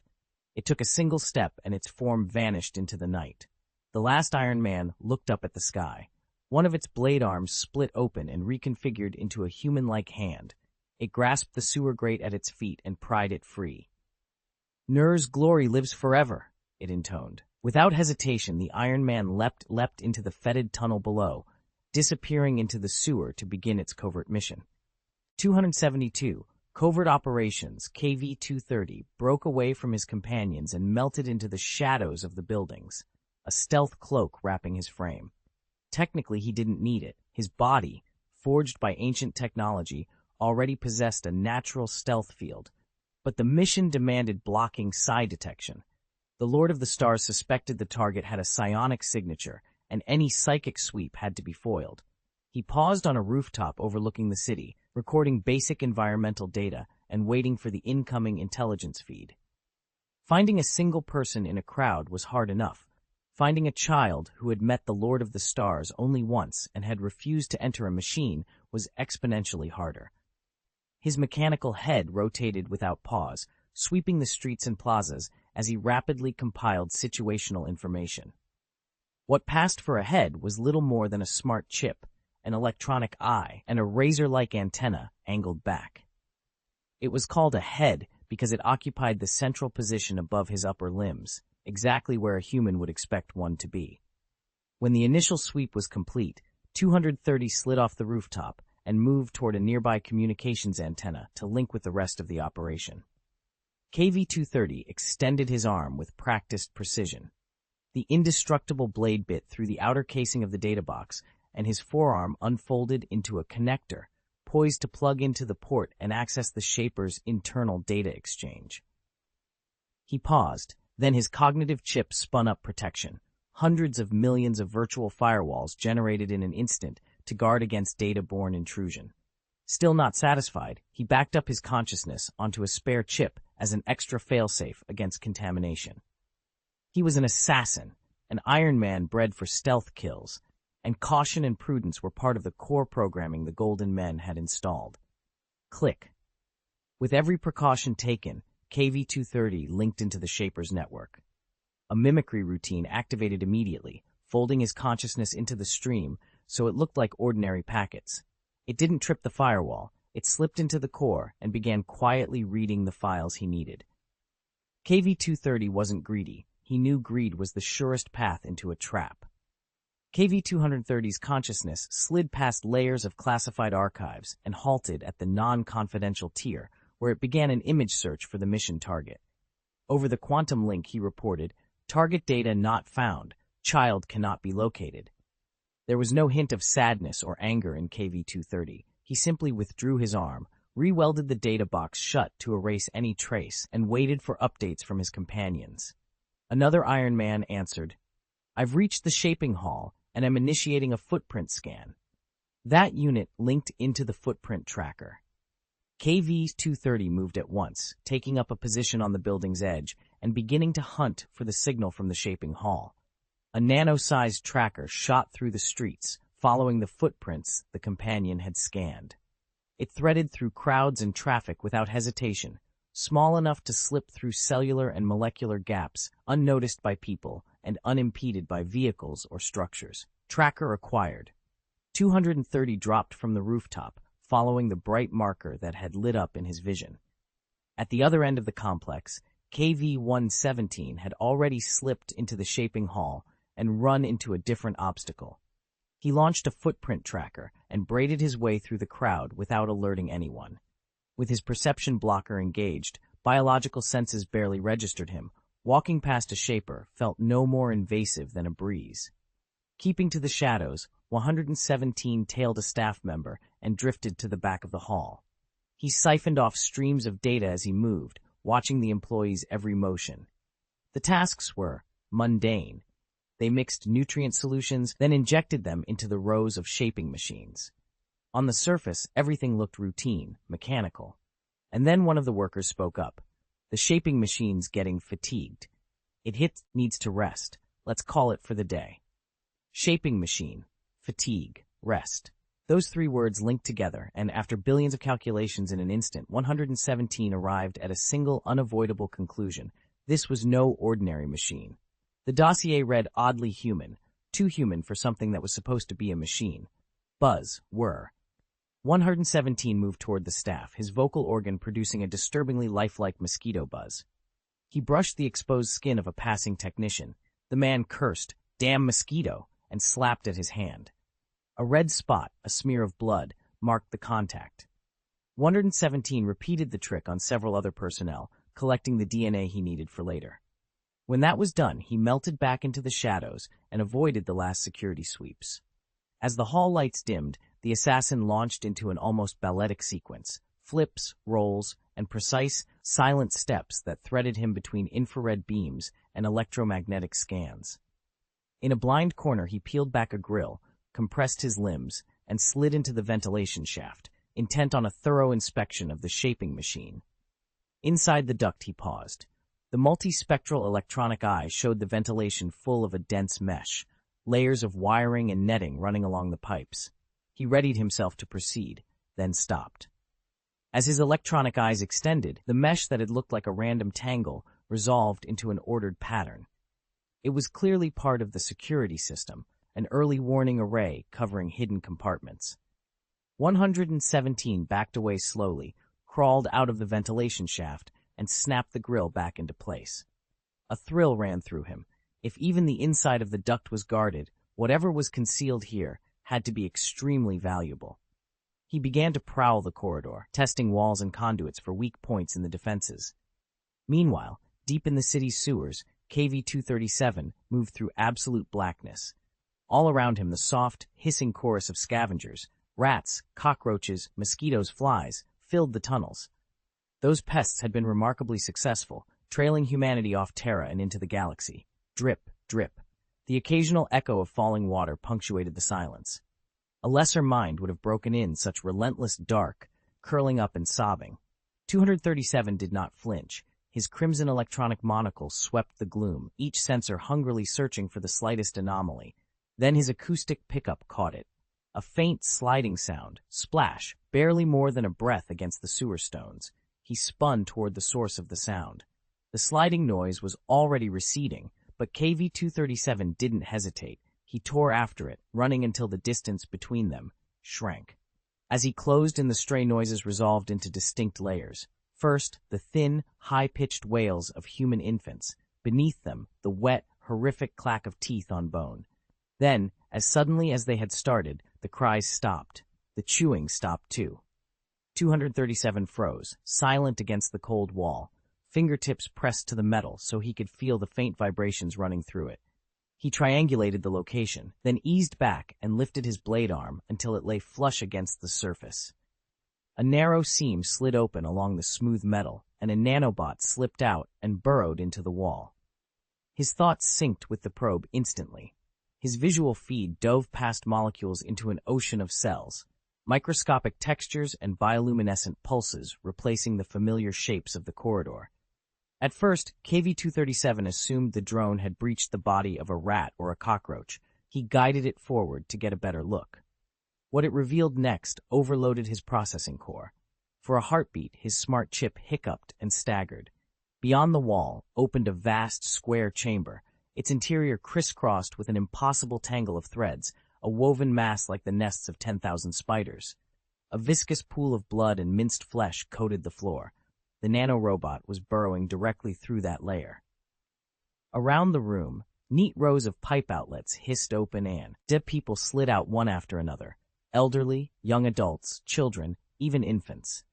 They were all alive, but their reactions were different. The old faced death with a strange calm.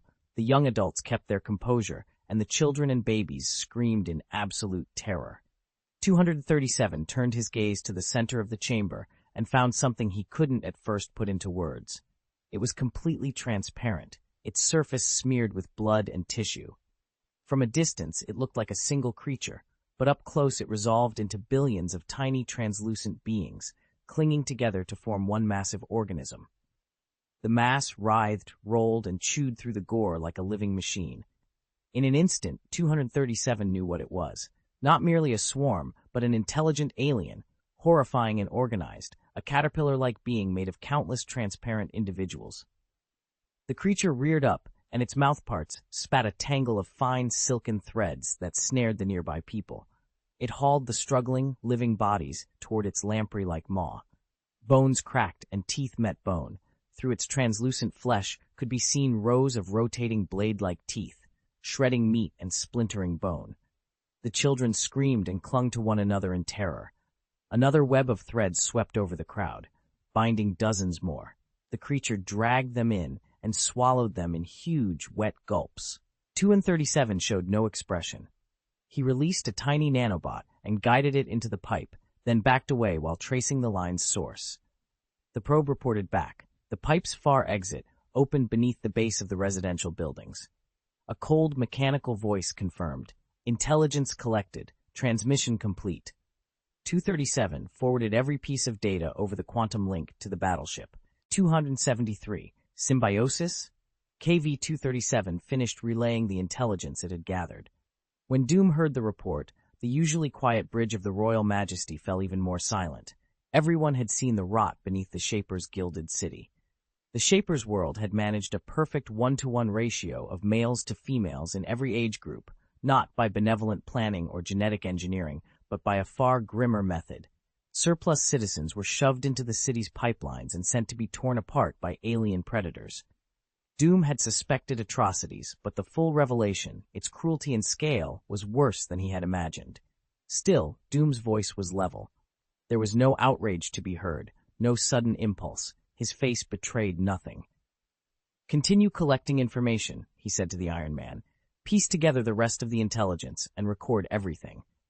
The words, "record it," were deliberate, an instruction to preserve the evidence, to build an incontrovertible archive of what had been done.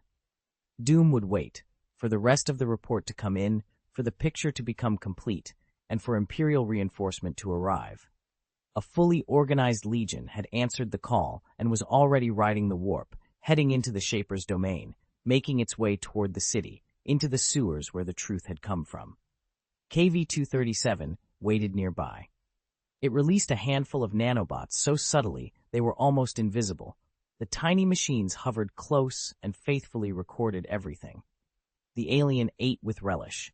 Its serrated oral blades ripped the human body apart, turning flesh into a bloody pulp that slid into its midsection as the next stage of feeding began. Billions of minute worms that made up the creature's body writhed and flowed like quicksilver, then extended filament-like proboscises into the blood plasma and siphoned nutrients. In an instant, the transparent worms, engorged with blood, flushed completely red. KV-237 watched with clinical clarity.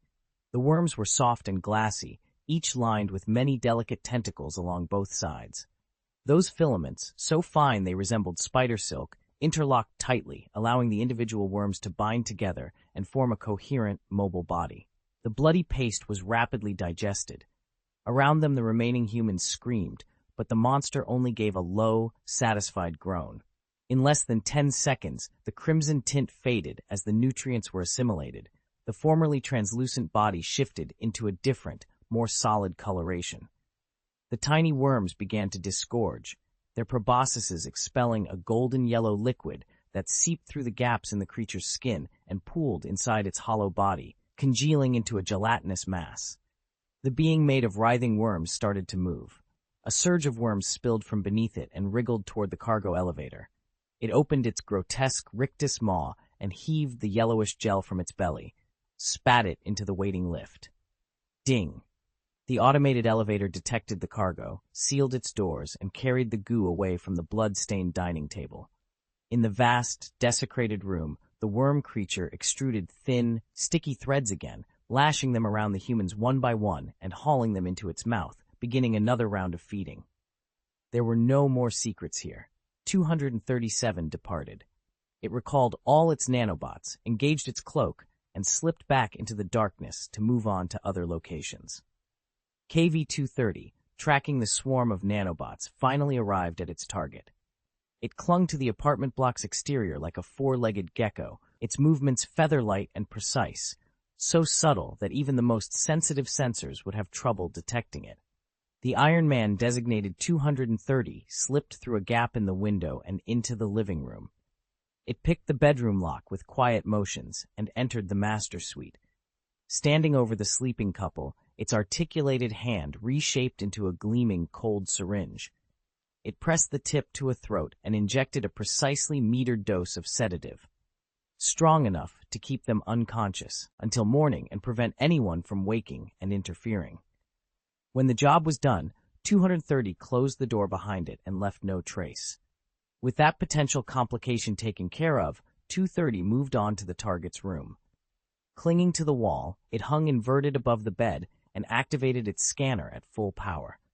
Like a ghost in the dark, it watched the sleeping boy. He lay under a soft down comforter on a velvet-covered mattress and should have been resting soundly, yet his face was tense, sweat beading on his brow. He gripped the blanket tightly, clearly trapped in a nightmare. 230 finally understood. The boy's secret was laid bare. The Iron Man at last saw why the Shapers so casually shrugged off genetic screenings and why the Imperial preliminary checks never flagged them. The composite molecular scan revealed the truth of the mutation, the fundamental reason the Shapers altered their forms and sculpted their beauty. Floating in the boy's cerebrospinal fluid was a translucent, colorless parasite, a soft, boneless thing. It coexisted with the spinal cord, sliding through the fluid, secreting an anesthetic paralyzing liquor that dulled the host's pain while it worked. As it fed, it hollowed out portions of the spine and filled those voids with its own malleable body, effectively taking over the space and function of the original nerve tissue. Once it had occupied the gap, the parasite completed a final transformation. Its cells underwent genetic assimilation and reorganized at the molecular level. The parasite's tissue came to match the host's so closely that, under ordinary scrutiny, it was indistinguishable from a normal spinal cord. The spinal cord samples the Empire had taken weren't human tissue at all, but parasite matter, and its DNA was indistinguishable from human DNA. The parasite wasn't finished. After it had supplanted the boy's spinal cord, silken filaments sprouted along either side of its body, innumerable and tightly packed, winding themselves around every nerve fiber. In less than 2 hours, the process was complete. Even the tiniest peripheral nerves were wrapped in those silk-like tentacles. The parasite and the human had fused into a single organism, effectively replacing the nervous system and seizing control of the body's smallest functions. It began to regulate hormone release, accelerating and shaping the development of organs, steering the boy's growth toward the Shaper Union's ideal of beauty, while converting surplus fat and other nutrients into its own nourishment. Aboard the Royal Majesty, Doom watched the transformation in stunned silence. The fog in his mind cleared as the truth fell into place. This was the origin of the Shaper Union's handsome men and beautiful women. They weren't simply genetically or culturally refined. They had been colonized by a parasite that took over hormonal control and guided bodies into more desirable forms. Doom shook his head, a look of contempt curling his lips. "Is this what they call symbiosis?" he asked, the word dripping with mockery. He had heard the governor use that term and had been suspicious from the start. Now he knew why. What everyone called a symbiotic relationship was nothing of the sort. It was the aliens domesticating humans, a slow, deliberate corruption that had turned into constant predation. The parasites didn't share or cooperate. They invaded. They ate away at the nervous system until control of the body slipped from human hands. Inside the brain, it was worse. Aside from a few isolated pockets that still registered something like self-awareness, the rest of the tissue had been chewed away and replaced. The process completed itself until there was a foreign template where a human mind once was. Symbiosis implies fairness, a mutual give and take. The parasite's capacity to gnaw at a human brain whenever it pleased, to overwrite a personality, to turn a person into an obedient shell, none of that had anything to do with partnership. He turned to the armored unit beside him. "KV-230, your mission is complete," Doom said. "Ord, airing the Iron Man to withdraw and conceal itself. Conceal yourself and await further instructions." The intelligence chain was almost complete. Once 117 finished its mission, they would understand the parasite species' ecological patterns and then eradicate them in one coordinated strike. Order received. 230 acknowledged the command, wiped its tracks, and slipped out of the boy's room. It had almost reached the living room window and was preparing to leave when movement came from the master bedroom.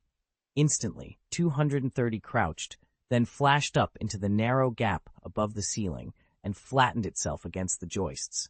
It went still, indistinguishable from the dead weight of insulation and dust, silently waiting for whatever would happen next. It listened. First a staccato of tiny clicks, then heavy panting. 2 humanoid figures stumbled out of the master bedroom, the elegant master and the beautiful mistress, both naked, their skin rippling as their nervous systems twitched visibly beneath the surface, producing jerks and spasms in their limbs. Stress reaction, 230 logged silently. It had never seen them before, but combined with the intelligence it had just pulled in, the pattern was clear. It knew where the change had come from. The sedative meant for humans had an unexpected effect on the parasites. Their minds went haywire, their control over the host's nervous systems collapsing into chaotic fragments. Enemy, enemy. The host panted, face twisted, saliva foaming at the corners of his mouth, his eyes pointing in different directions. His speech slurred into a single terrified question. Is there an enemy? Invading? The parasite realized something was wrong. Normally, when it was in full control, the human body didn't suffer hormonal upheaval or sink into such heavy sleep. Still, it couldn't be sure whether this was a real attack or just an allergic reaction, an insect bite, perhaps. As they stirred, the movement woke the rest of the household. One by one, an elderly couple, another adult couple, and 2 children came out into the living room. 6 people stood there, 4 closed in around the 2 convulsing figures. "What happened? What's wrong with you 2?" the grandfather asked, voice tight with worry. The children trembled at his side, clearly terrified by their parents' grotesque faces. The distorted man shuddered, his voice hoarse and chilling as it came out of the wrong mouth. He barked at his comrades hidden inside other bodies. "Eat them! Quick! What are you saying?" Before he could finish the question, Grandpa felt his body go slack, then move on its own. The same thing happened to the 4 others who had rushed into the living room. Their limbs no longer obeyed them, jerking and stepping as if pulled by strings. Silently, the 4 of them worked together to lift the couple on the couch up onto the dining table. Grandma, calmer than the rest, fetched a small home medical device and did a quick check. "There are bite marks on their necks and arms," she said. "At first glance, it looks like mosquito bites." Their granddaughter spoke next, but her voice had lost its usual clarity. It came out flat and cold, stripped of any youthful warmth. Still, her bright green eyes, normally lively, darted around in panic, betraying the terror she felt. Fear rippled through everyone in the room, not just ordinary fright, but a paralyzing, involuntary dread. Their minds could not command their bodies, as if some unseen presence had taken control. They were helpless, watching their own hands move while a nameless panic tightened in their chests. Deep in their minds, their sense of self was dissolving, as if something deeper, more ravenous, was gnawing at their souls, bit by bit. The family of 6 went on acting as if nothing was wrong, but their brains were being hollowed out by the parasites. Self-awareness slipped away until they were little more than empty shells, puppets for whatever occupied them. "Damn! Mosquitoes!" the father muttered in a low, rough voice, his body twitching. "Animals aren't afraid of them, and yet we tremble at those lowly things?" The son cocked his head and tapped his temple. "Are they really mosquitoes?" he asked, voice flat and curiously distant. "This shell's memory shows that you and I met a representative of the Imperium of Man today. You should remember him," he said without expression, cold and inhuman. "That tall human was very suspicious of us." The son pressed both hands to his head as if to force his thoughts into order. "Think," he said with effort. "This shell isn't fully developed. The inherited intelligence is shallow. It doesn't allow for deep reasoning." His words shut the father up. He fell into silence, weighing the possibility the son had raised. Could this be an enemy attack, using the host's own minds against them? The parasite studied its partner's arm, a small, slightly raised red welt on otherwise porcelain skin, and fell silent for a moment. "It should be mosquitoes," it said at last. "We saw them during the day. They came back tonight to investigate. That's a bit hasty and reckless, but it fits." "That so-called son of the Emperor wouldn't do something like this," another whispered. "Rumor says he's arrogant." "I don't doubt he'd pressure the governor and other high officials into looking for us," a third replied, using the human host's acquired reasoning to speak clearly and calmly. "But he wouldn't strike covertly, from behind." They talked it over in low, measured tones, the human intelligence grafted to their minds, steering the conversation toward logic. The other parasites in the house nodded along. It made sense to them. Their species' disguise was exceptionally good, not the kind of thing ordinary human instruments would easily detect. Once the immediate tension eased, the group dispersed to their rooms to rest. The couple in the house even went back to being affectionate with one another. To the outside world, these aliens occupied human bodies and carried human memories like a second skin. Their behavior was, in every visible way, indistinguishable from that of ordinary people. KV-230's caution paid off. If it had used a traceless injection, the aliens would have picked up the operation immediately. Instead, KV-230 left tiny punctures that mimicked mosquito bites, the perfect disguise. The parasites, who had inherited their host's memories and instincts when they took over human bodies, dismissed the marks as nothing more than insects and let their guard down. KV-230 recorded everything they said and did. All of that intelligence was uploaded straight to the Royal Majesty and handed off to the Stonemen engineers for analysis. When the room finally went quiet, an Iron Man unit eased out of a ceiling hatch and dropped to the floor with the lithe grace of a cat. With its task complete, KV-230 withdrew to a safe hiding place, ready to evacuate at a moment's notice. This is the trade of assassins and infiltrators, meticulous planning against the unsuspecting and the extraction of secrets by the subtlest means. 2 Iron Man units had already finished their runs, and the intelligence flow was clean. The last operative, KV-17, however, had run into trouble. Its reconnaissance had not been going smoothly. The security in the Shapers' Great Hall was extreme, comprehensive, all-around protection. The Shapers had left no corner unguarded. Their always effective nanobots penetrated the outer walls, but the inner force field around the secret room stopped them dead. They produced no results. Helpless, 117 settled in to wait for an opening. It clung to the top edge of the secret room's doorframe, its perception scrambler active to foil biological sensors, and its black cloak deployed to mask it from psychic scans. Over the course of a Terra week, Iron Man mapped every mechanism in the hall and memorized the staff's routines in perfect detail. It was waiting for the one moment it had missed last week, the moment when the staff entered the core secret room for a routine equipment inspection. Caution had cost it that chance before. This time it could not afford to fail. The intelligence it gathered here was the last link needed to complete the Royal Majesty's information chain. Soon 6 attendants, dressed head to toe in white hooded robes, gloved and fully covered, approached the door. 117 dropped down from the ceiling, slipped among the alien bodies, and took up a place directly in front of the secret room's door. The bioscanners registered nothing out of the ordinary, only the 6 members of the maintenance team waiting for the door to verify their credentials. 117 had anticipated this. It had analyzed the access signatures in advance and masked itself by simulating the required DNA profiles. To the secret chamber's security system, there were exactly 6 people at the entrance, a perfect match with the maintenance roster. The Iron Man boldly followed the team through the door and at last caught sight of how the alien's so-called shaping machine worked. The chamber was enormous, tens of thousands of square meters, and surprisingly orderly, nothing like the nightmarish warrens under the city. The floor was built of layered transparent panels, revealing a lattice of pipes carrying a glittering, golden nutrient solution toward the shaping apparatus at the far end. Square ducts ran along the ceiling and funneled into cone-shaped outlets that discharged lumps of a glistening, golden gelatinous substance.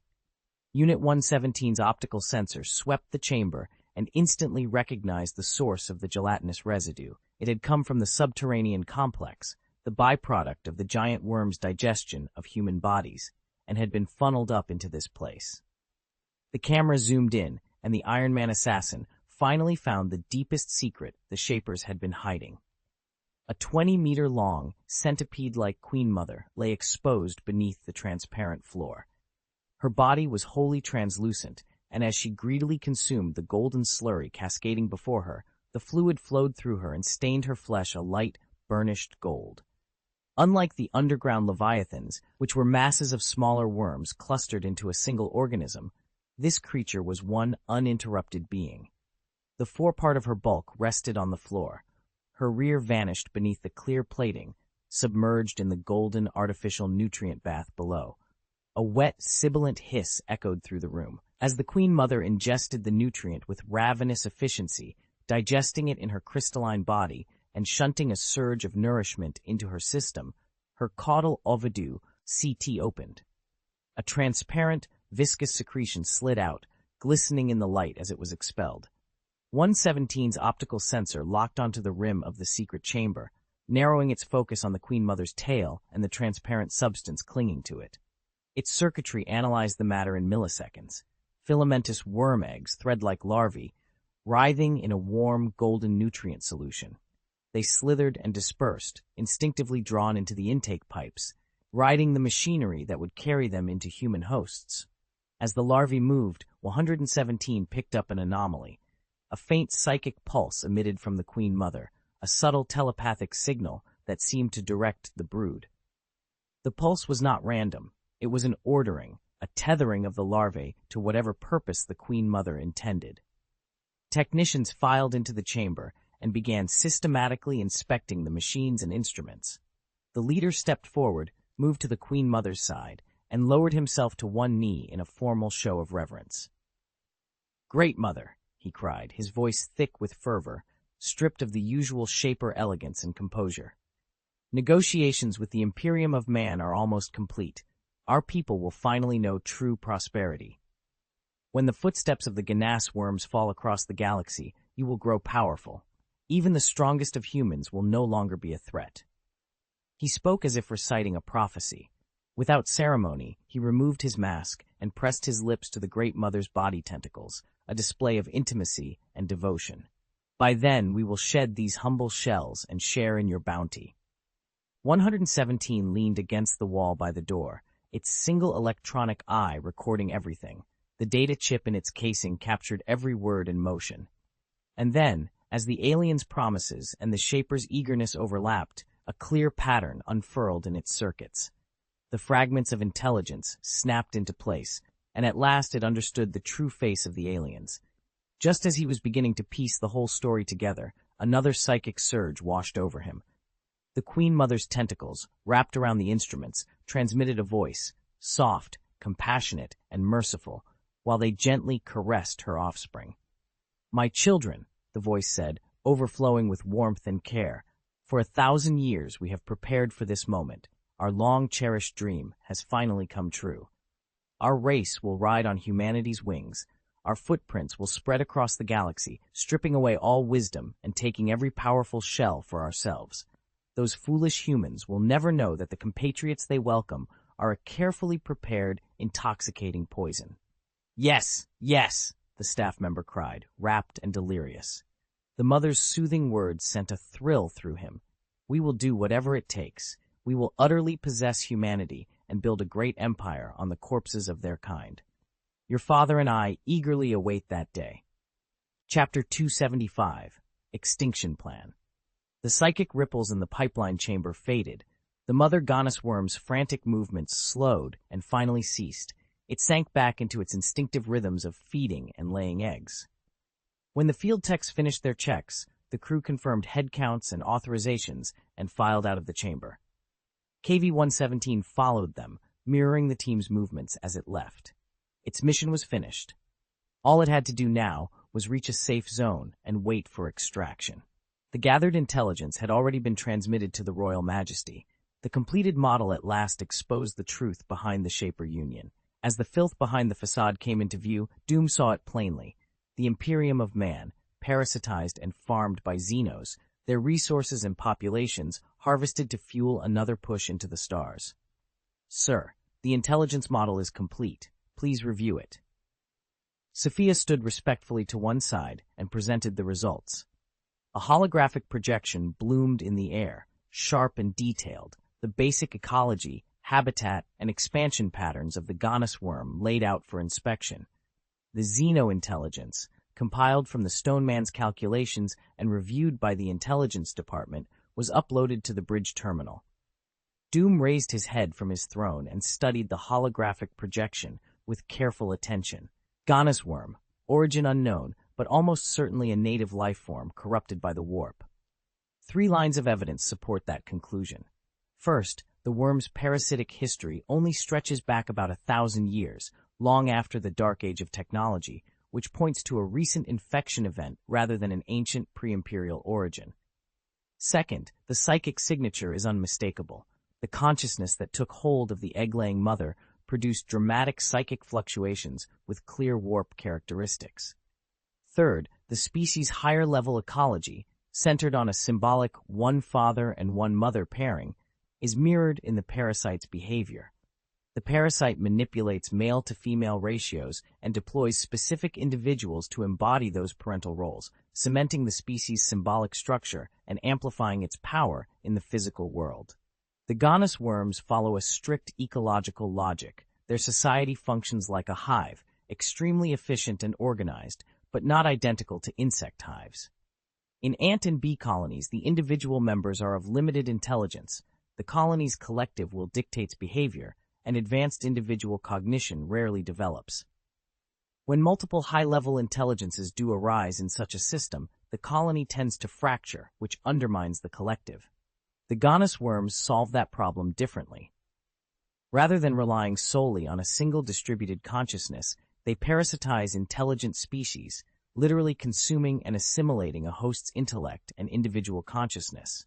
As a result, most lower-level worms retain a measure of self-will, but they are anchored to and obedient toward the higher, assimilated minds that lead them. At the apex of their ecology sit two supreme wills: the Great Mother, who governs reproduction, and the Father, who controls hunting and feeding. The entire Xeno ecosystem revolves around these two dominant minds, forming a closed loop of development, sustenance, and propagation. The life cycle of the Xenos worms was a mirror of predation and parasitism. The mother worm nested in a sealed chamber, laying eggs and producing the next generation.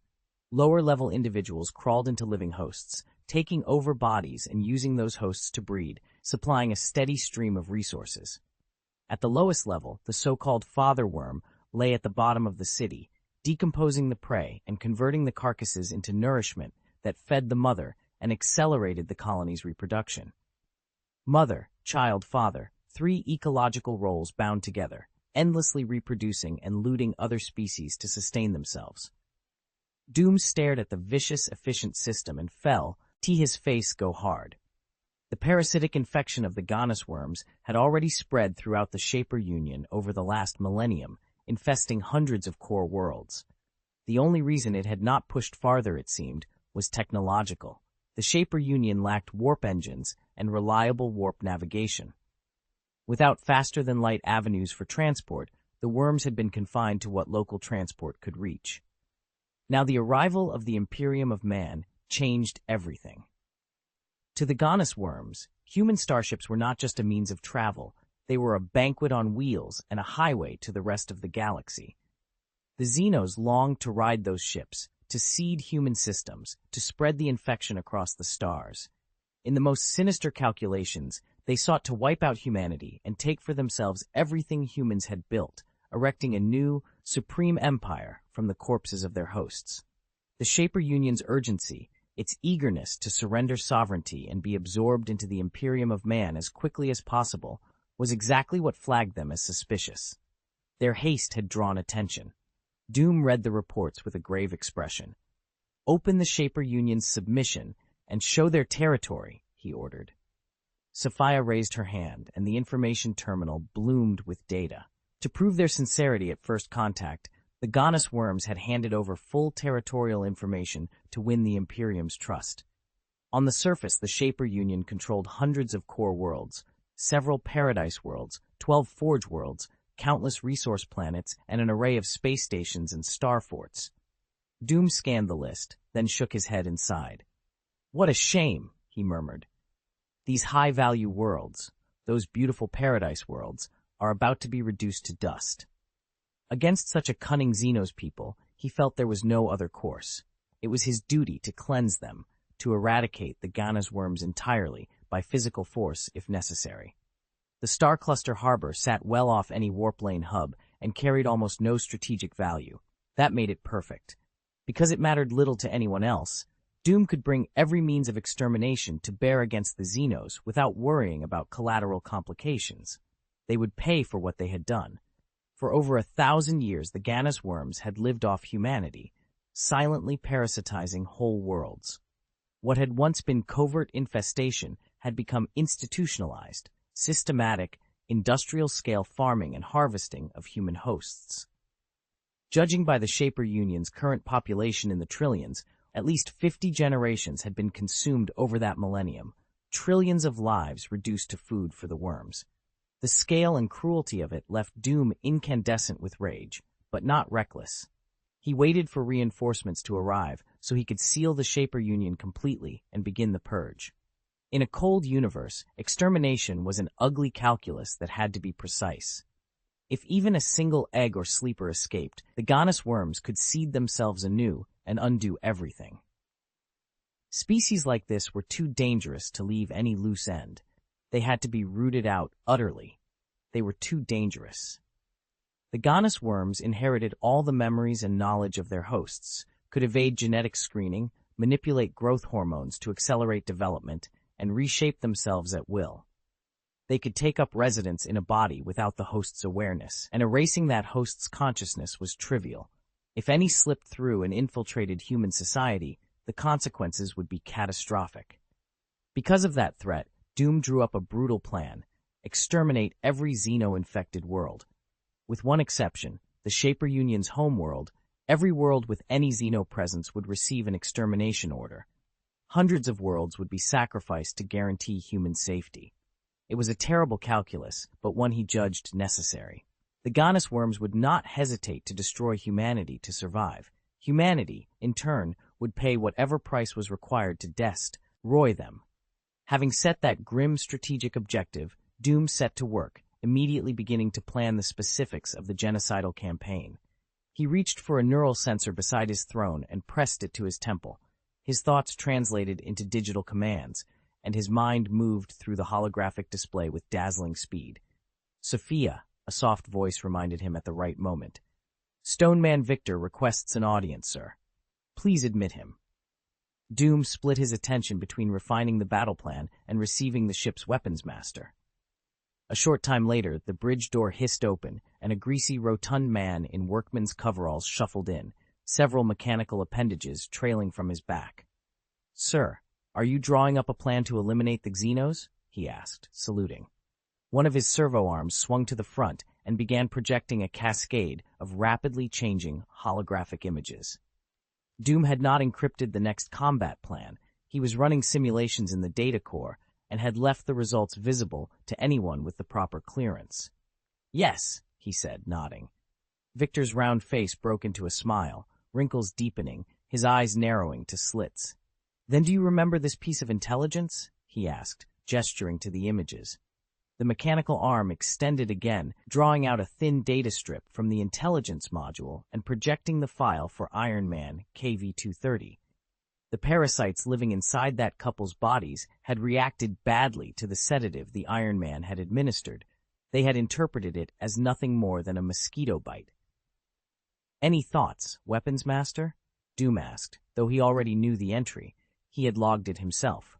As a known vulnerability of the Xenos worms, it was of limited strategic value, worthless if the order was extermination. To exploit it as a biological weapon would mean releasing an impractically large number of mosquitoes. Doom recorded the weakness, but omitted it from the combat system, keeping it in reserve as a contingency. "I do have an idea," Victor said, raising a hand to scratch his thinning hair. He smiled sheepishly. "But it's not fully formed yet." "Then go do it," Doom replied. Victor's grin spread, and Doom couldn't help the small smile that answered it. "Sophia will assist you," Doom added. "Help him put that half-baked plan together."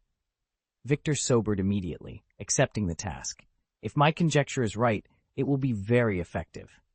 Doom nodded, then turned his attention back to the tactical maps, working out the finer points.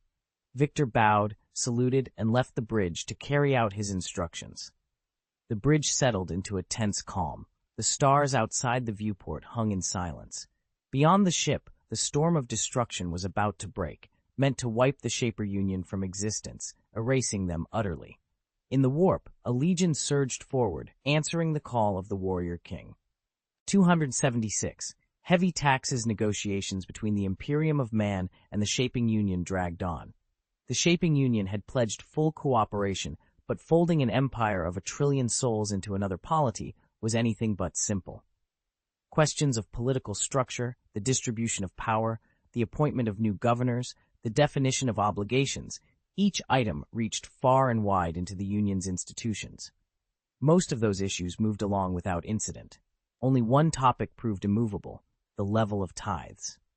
On everything else, the two sides could compromise, but when it came to taxes, the shaping Union dug in to protect its own interests. To plead their case, one of the Union's governors sought out Doom in person. He went down on his knees in the great hall, garbed in a golden robe, and begged for mercy. His voice broke as he clutched his chest and entreated the Imperium to soften its demands. "My lord," he sobbed, "we are a frontier people. These taxes are simply impossible to meet." The governor's desperation was plain to see. The tithe schedule the Imperium proposed was beyond what he had imagined, an unbearable burden for territories already stretched thin. Agreeing to the terms would devastate the lives of their compatriots who lived in human bodies. They would be forced into endless, grinding labor. Everything they now enjoyed would become an illusion.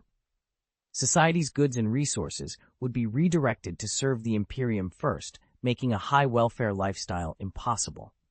Their standard of living would fall by several levels.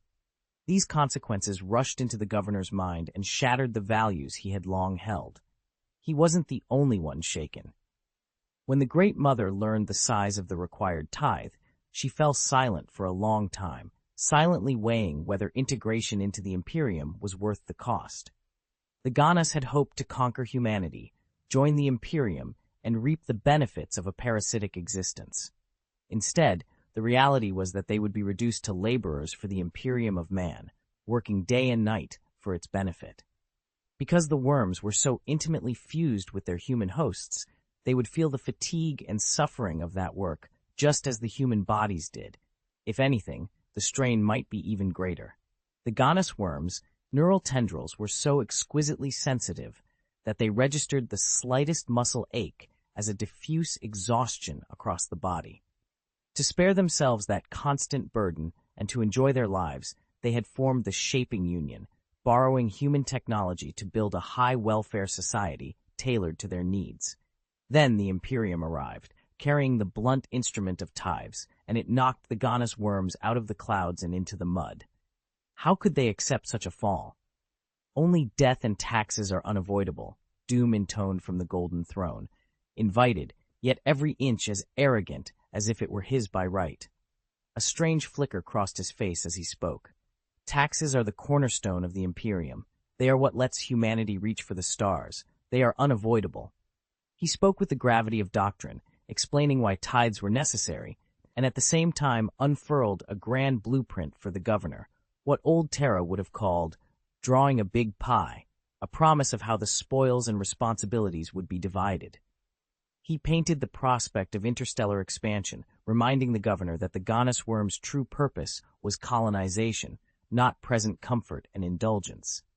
Doom felt a small pang of melancholy as he watched their reaction. The mere notion of imperial tithes, spoken aloud and formalized, was enough to put fear into an ambitious alien race and make them hesitate. Across the Imperium of Man, countless worlds paid their tithes, countless lives fed into the engines of the Great Crusade. For those who toiled in the underhives, the offer of the Shaping Union, if they even knew it existed, was a dangerous temptation. The Union's parasitism promised preserved consciousness, a life of high welfare, and a painless end. Our people whose daily existence was a grind of hunger and pain, that trade-off could seem like a narcotic. The pattern was predictable. A legion would conquer a world and move on. Shortly afterward, a tithe vessel would arrive to collect the planet's dues, and then a rebellion would flare up. The cause was simple. Joining the Imperium usually made life harder for ordinary people, not better.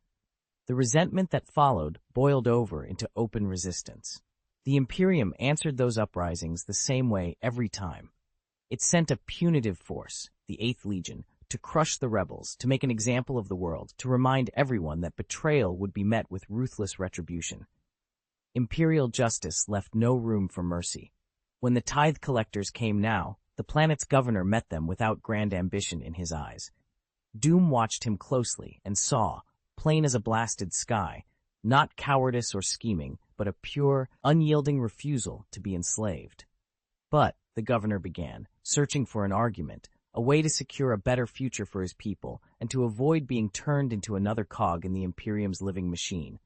Doom raised a hand to cut him off and spoke calmly. There are no buts. The Imperium needs your dedication. Humanity needs your dedication. The governor, desperate, threw up his hands. Out in the dark star systems, countless compatriots await our salvation. Countless lost territories must be reclaimed to restore humanity's former glory. Doom's expression changed. His calm eyes narrowed, suspicion creeping in. He raised his voice, cold and low. Could it be that your earlier promises, your desire to join the Imperium, were nothing but deception? His words sank into the room like a blade. The governor trembled as the killing intent behind them became palpable. In that instant, he understood exactly who stood before him. This was no mere officer, but a son of the Emperor, one of the 21 Primarchs, the Warrior King. If provoked, the Imperium would not hesitate to answer with overwhelming force, venting a Primarch's fury through orbital barrages and artillery until whole worlds were silenced. I wouldn't dare. The governor dropped lower, folding himself into a complete prostration, voice trembling as he apologized again and again. We're prepared to devote ourselves, ready even to join the Imperium. We only ask for some leniency. We need an adaptation period to get used to. He hesitated, aware of a cold, assessing stare, and swallowed the rest, to adapt to a more devoted life. He knew, painfully, that his people were better at slow, careful infiltration than outright fighting. Direct combat would play to their weaknesses. He had no choice but to temper the truth. He could feel the bargain he was forced into. You should be grateful for my mercy, Doom said flatly. Doom nodded, almost pleased with himself. My forbearance has averted a war. He added, the threat underlying every measured word. Had one of my brothers been sent here instead, your hesitation would have had them raising the hammer of judgment. They would have reminded you that the Imperium commands the stars, not through negotiation. Yes, thank you for your mercy. The governor mouthed, each syllable a practiced obeisance. He remained on the ground, lips forming thanks after thank you, while inside his heart he swore in the vilest terms. Mercy, forgiveness. The man before him was a tyrant, and worse, one who would gladly exploit his own people without remorse. I must leave. Doom rose from the throne. His heavy boots clanked across the gilded checkerboard floor, and he stopped beside the governor. He shook his head, disappointment heavy in his tone. I thought this was important. I didn't expect it to be such a trivial matter. Next time, have the Imperial representative deal with it. I won't waste my time on things like this. With that he turned, his boots clanking again, and departed the Shapers' council hall with the Doom Guard. The governor was left alone. He straightened slowly, the poise and grace gone from him. Despair had hollowed out his expression. From the shadows, high-ranking officials surged forward and silently hauled him to his feet. What do we do? Someone breathed. Fear threaded through the question at the thought of what came next. Agree to them for now, another voice advised. The governor ran his slender fingers along his robe, brushing off imagined dust as if to reclaim some dignity. With the navigators, we will not get lost in the warp, he said, forcing steadiness into his voice. Then the sky will be the limit for us. In the vast universe, where could we not go? Hardship is only temporary. The governor crossed to the throne, took his seat, and addressed those gathered below. Before us lies a great voyage, to conquer humanity, to master the star sea. We will assimilate all of mankind, become the ones who write the rules, and build a comfortable society. Gentlemen, let us all strive together. Mamnu. His voice slipped back into that cultivated cadence, smooth and melodic, that had a way of enchanting a crowd and painting a pleasant future in broad, irresistible strokes. For a beautiful future. The assembled masses answered with a roar, arms raised, the earlier gloom swept away by renewed fervor. Their cheers rang out full of vigor. The governor nodded, satisfied, and rode the momentum to take charge of the proceedings, steering the next agenda toward how to open negotiations with the Imperium of Man. Outside, Doom left the main hall and crossed the plaza to his waiting landing craft. The shuttle would soon depart the Shaper's homeworld, and it carried a few extra passengers. The three assassins, KV-117, KV-230, and KV-237, had squeezed back into the cabin. At last, they were finally safe. They shrugged off their cloaks and bowed with military precision. "No need for formalities," Doom said, reaching out to help them up. "I should be the one thanking you. You went into the enemy's lair and brought back critical intelligence."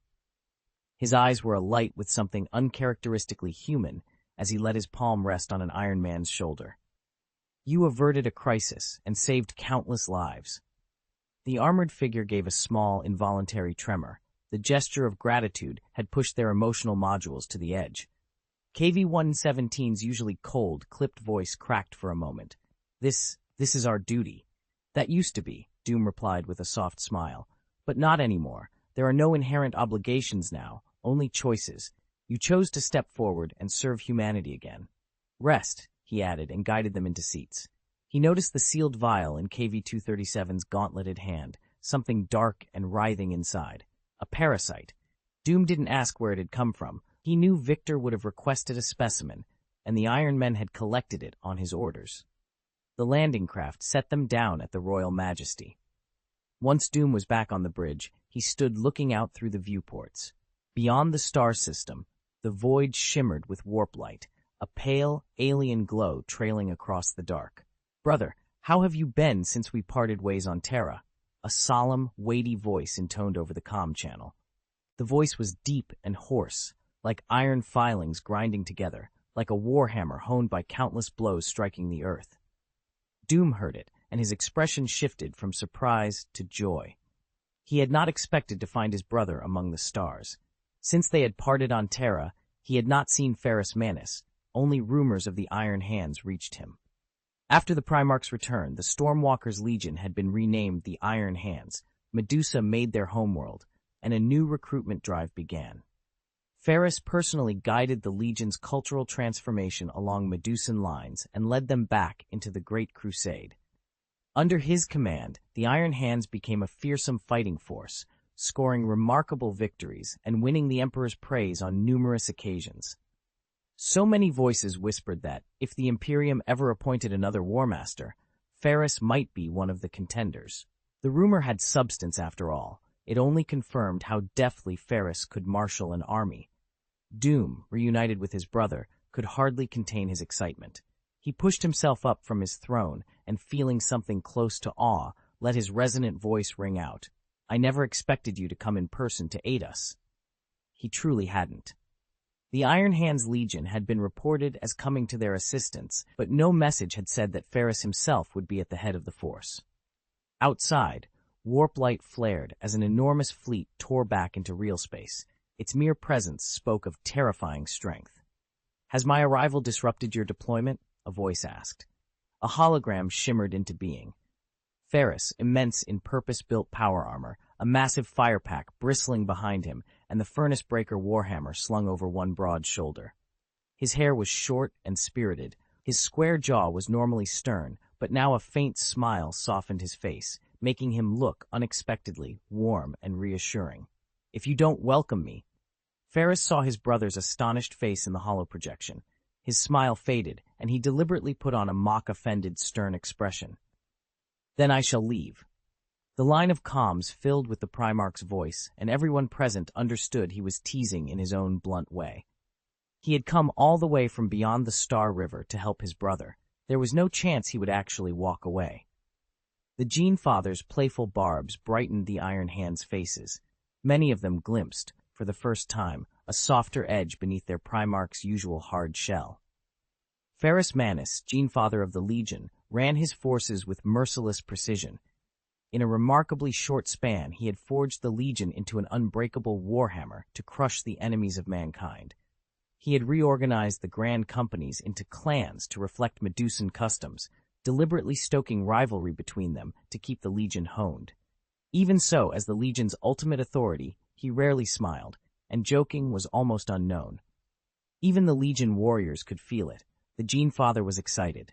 He normally kept a stern face. His words could stir men to steel, but his expression rarely changed, so the joy of seeing his brother again was obvious even before he spoke. "Then you may leave." Doom waved a hand as if dismissing them. Ferrus's brow tightened. He looked briefly taken aback. Then Doom's next sentence cut the tension in an unexpected way. His expression stayed grave, his voice low and deadpan. "You can leave anytime, but Nur doesn't cover return fuel. You'll have to see Malkador for reimbursement." For a moment, Ferris was stunned. His brother's sober face paired with a dry little joke was almost too much. Then he broke into a radiant smile and threw his head back in a booming, hearty laugh, like an ancient horn echoing across the void. The sound made the air itself seem to vibrate. The two Primarchs, the Emperor's mighty sons, laughed together, and in that shared amusement their distance closed. "I'm coming to see you now," Ferris said, his features completely relaxed. He hadn't laughed like that in a long time. Sometimes he'd even forgot it, and how. Now that he was reunited with his brother and seated as a guest, he felt obliged to take the initiative and show proper respect to his host. "I've prepared a feast," Ferris said over the holoprojector. "Come, drink and talk." Doom smiled and agreed, rising as if to go. "I will come to meet you." They nodded to one another, ended the holographic link, and, no longer satisfied with audio and light, prepared to meet face to face. "My lord." Doom was about to leave the bridge when a cool, measured voice stopped him. Sophia's holographic form materialized beside him. He paused, frowned, and regarded his digital steward with mild puzzlement. "Communication from the Shaping Union," Sophia reported, her tone steady and precise. "A large number of fleets have appeared in the void. They are highly alarmed and request a reasonable explanation from you." Doom inclined his head. The aliens' alarm was understandable. They would need to be appeased. This was not the moment to act rashly. After a beat of thought, he answered, "Tell them the truth. Inform the Xenos that my brother is passing through here and has come specifically to reunite with me." For a people on the brink of extinction, Doom was merciful enough to offer them a partial truth as their requiem. In a very real sense, Ferris was indeed coming to see him. There could be no doubt of that. Having settled the affair and issued his orders, Doom left the bridge and made his way to the hangar to receive his brother in person. The Royal Majesty's lift raced down in minutes. When Doom stepped out, service droids had rolled a red carpet across the hangar floor. Night Watch and Doom Marines stood along its edges, each bearer holding a battle standard. Most striking of all were the Custodian Guard, armor flashing gold, lined up at the end of the honor guard, one hand at their hips, the other resting on halberds, statuesque and awe-inspiring. 1,000 custodians, the Emperor had never ordered the recall of his bodyguards, tacitly allowing them to remain at Doom's side. The Custodian Guard understood the deeper purpose the Master of Mankind had given them. They took up residence aboard the Royal Majesty and fell in with the Warrior King's command, setting aside much of the imperial hauteur that had marked them before. Instead, they blended into shipboard life, taking on duties and becoming an expected, even indispensable presence at parades and arrival ceremonies, delights for the custodians, who reveled in any chance to show their lord's majesty. In the hangar, 3 of the galaxy's most formidable warriors stood as a solemn honor guard, a visible testament to Nur's inclusivity. At the far end of the red carpet, Doom stood with his eyes closed, waiting for Ferris. His mind, however, was far from ceremony. He was still running through the details of the coming war, obsessing over contingencies so the first battle would be utterly decisive. Enough, he hoped, to wipe the Ganas worms from the field in a single campaign. After several hours, the Iron Hand's flagship, the Iron Fist, completed a short-range system jump and emerged at the rim of the star system.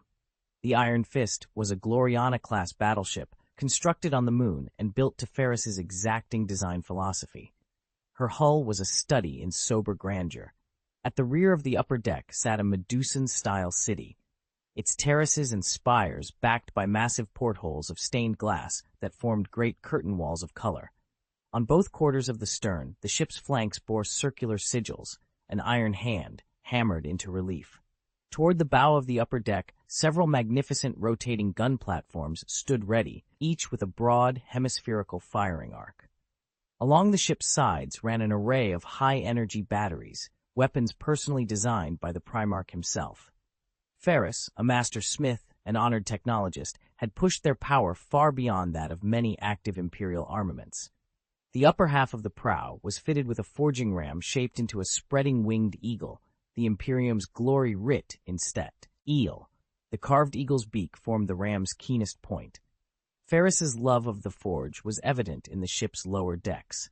The Iron Fist housed a state-of-the-art smithy where the Primarch worked and finished many of his own weapons. The Iron Fist finished its short-range jump, adjusted attitude to drop into planetary orbit, and fell into station alongside the Royal Majesty, easing the constant shuttle traffic between the two vessels. A new, bright star appeared in the night sky, an Imperium battleship slipping into high orbit. Its presence radiated authority, and even the Ganus worm's neural tendrils recoiled. The Xenos that had infested the human hosts felt a chill of fear. The Imperium was steeped in martial virtue, and the firepower of a single battleship was unquestionable. One such vessel could level a world. 2 Gloriana-class battleships hung side by side above the planet, twin sisters in the void, unmistakably kin, but each different in temperament and purpose, like 2 Primarchs divided in thought and culture, yet bound by blood. From the Iron Fist, a shuttle detached, threaded through the planet's protective force field, and set down precisely before the waiting red carpet. The airlock sighed open. Doom's lips curved into a slow smile as the pressure vents steamed away. Anticipation lit his eyes. A towering figure emerged from the shuttle, hammer in hand and flanked by an honor guard. Ferris stepped onto the red carpet, a smile on his face, and nodded steadily to his brother as his power-armored boots touched the ground. It was their first encounter among the stars since they had parted on Terra, a moment they would long remember. 278, appropriate price. Ferris led his retinue out of the shuttle and stepped first onto the red carpet, a public token of honor and triumph, then walked toward his brother waiting at the far end. He kept his gaze straight ahead and offered the nod expected of a Primarch, tamping down his more idiosyncratic manner for the sake of the occasion. The honor guard surprised him. The custodes stood where he had expected them, golden, implacable, the Emperor's personal sentinels, creatures of near-divine authority. But arrayed alongside them were the Doom Marines, always shrouded in rumor, now revealed in a spectacle of majesty and power that in no way yielded to the custodes' splendor. Opposite the red carpet, another company of warriors in distinct power armor held their heads high, their presence equal to that of the Astartes. They were the Night Watch, exactly the stuff of legend Ferris had heard, noble soldiers bound by a vow to guard Nur through its long night. They had earned their pride and their place in memory. Their fidelity was not written into their genes, nor driven by an instinctive hatred of Xenos. They served because of a promise, governed by an unbending, almost immortal will and a resolute nobility of character. Ferris walked across the carpet with a solemn expression, leading his honor guard, the Morlocks. The Morlock Terminators, formidable warriors drawn from the Avenii clan and hardened in the Iron Hand's crucible, wore heavy Terminator power armor. Their discipline was immaculate. 100 men moved as one, their footfalls synchronized so precisely that only the harsh clang of their armored boots on steel betrayed the procession. Doom bit back a smile, letting his face fall into the same serious mien as his brother's, and cast an approving glance at the Primarch's guard. The Iron Hand's, slightly bronze-tinted armor caught the light and threw it back in dull flashes, each Marine a living emblem of the Legion's strength. A number of them wore standard power armor, their belt buckles bearing carved reliefs of the Iron Hands and the Legion's white insignia painted on their bronze shoulder pads. Banners snapped overhead as a solemn, majestic escort bore the Genefather forward, the Primarch flanked by his honor guard. Ferris closed the distance in a few long strides and arrived before Doom, his eyes bright with a joy that made even his stern features soften. Doom stepped forward, opening his arms to reveal his broad chest and welcoming his brother. Ferris, clad in battle plate, was the same imposing height as Doom. He extended his 2 silver-gray iron hands and returned the embrace. The 2 giants held one another for a long moment, hands patting backs, gestures saying what words could not. "Let's go," Doom said when they finally broke, taking Ferris's iron arm and offering, with warm formality, to lead the way. Ferris nodded once and let his brother guide him deeper into the magnificent warship. As they walked, they traded the stories of their years apart since leaving Terra. Doom talked easily, animated, full of anecdotes, and quick with a joke to brighten the walk, while Ferris, true to his nature, answered with precise reports and the hard numbers of his victories, his voice formal and restrained. Doom listened without interruption, leaning in and asking for clarification when he needed it, sometimes nodding in deep agreement. From their conversation, he learned how Ferris had turned warfare into a precise calculus, measuring the resources and forces required for every campaign, planning each step as if mapping the conquest of the stars itself. Along the Iron Hand's lines of advance, the Legion's clans would split and fan out, each choosing its own path and fighting in its own way.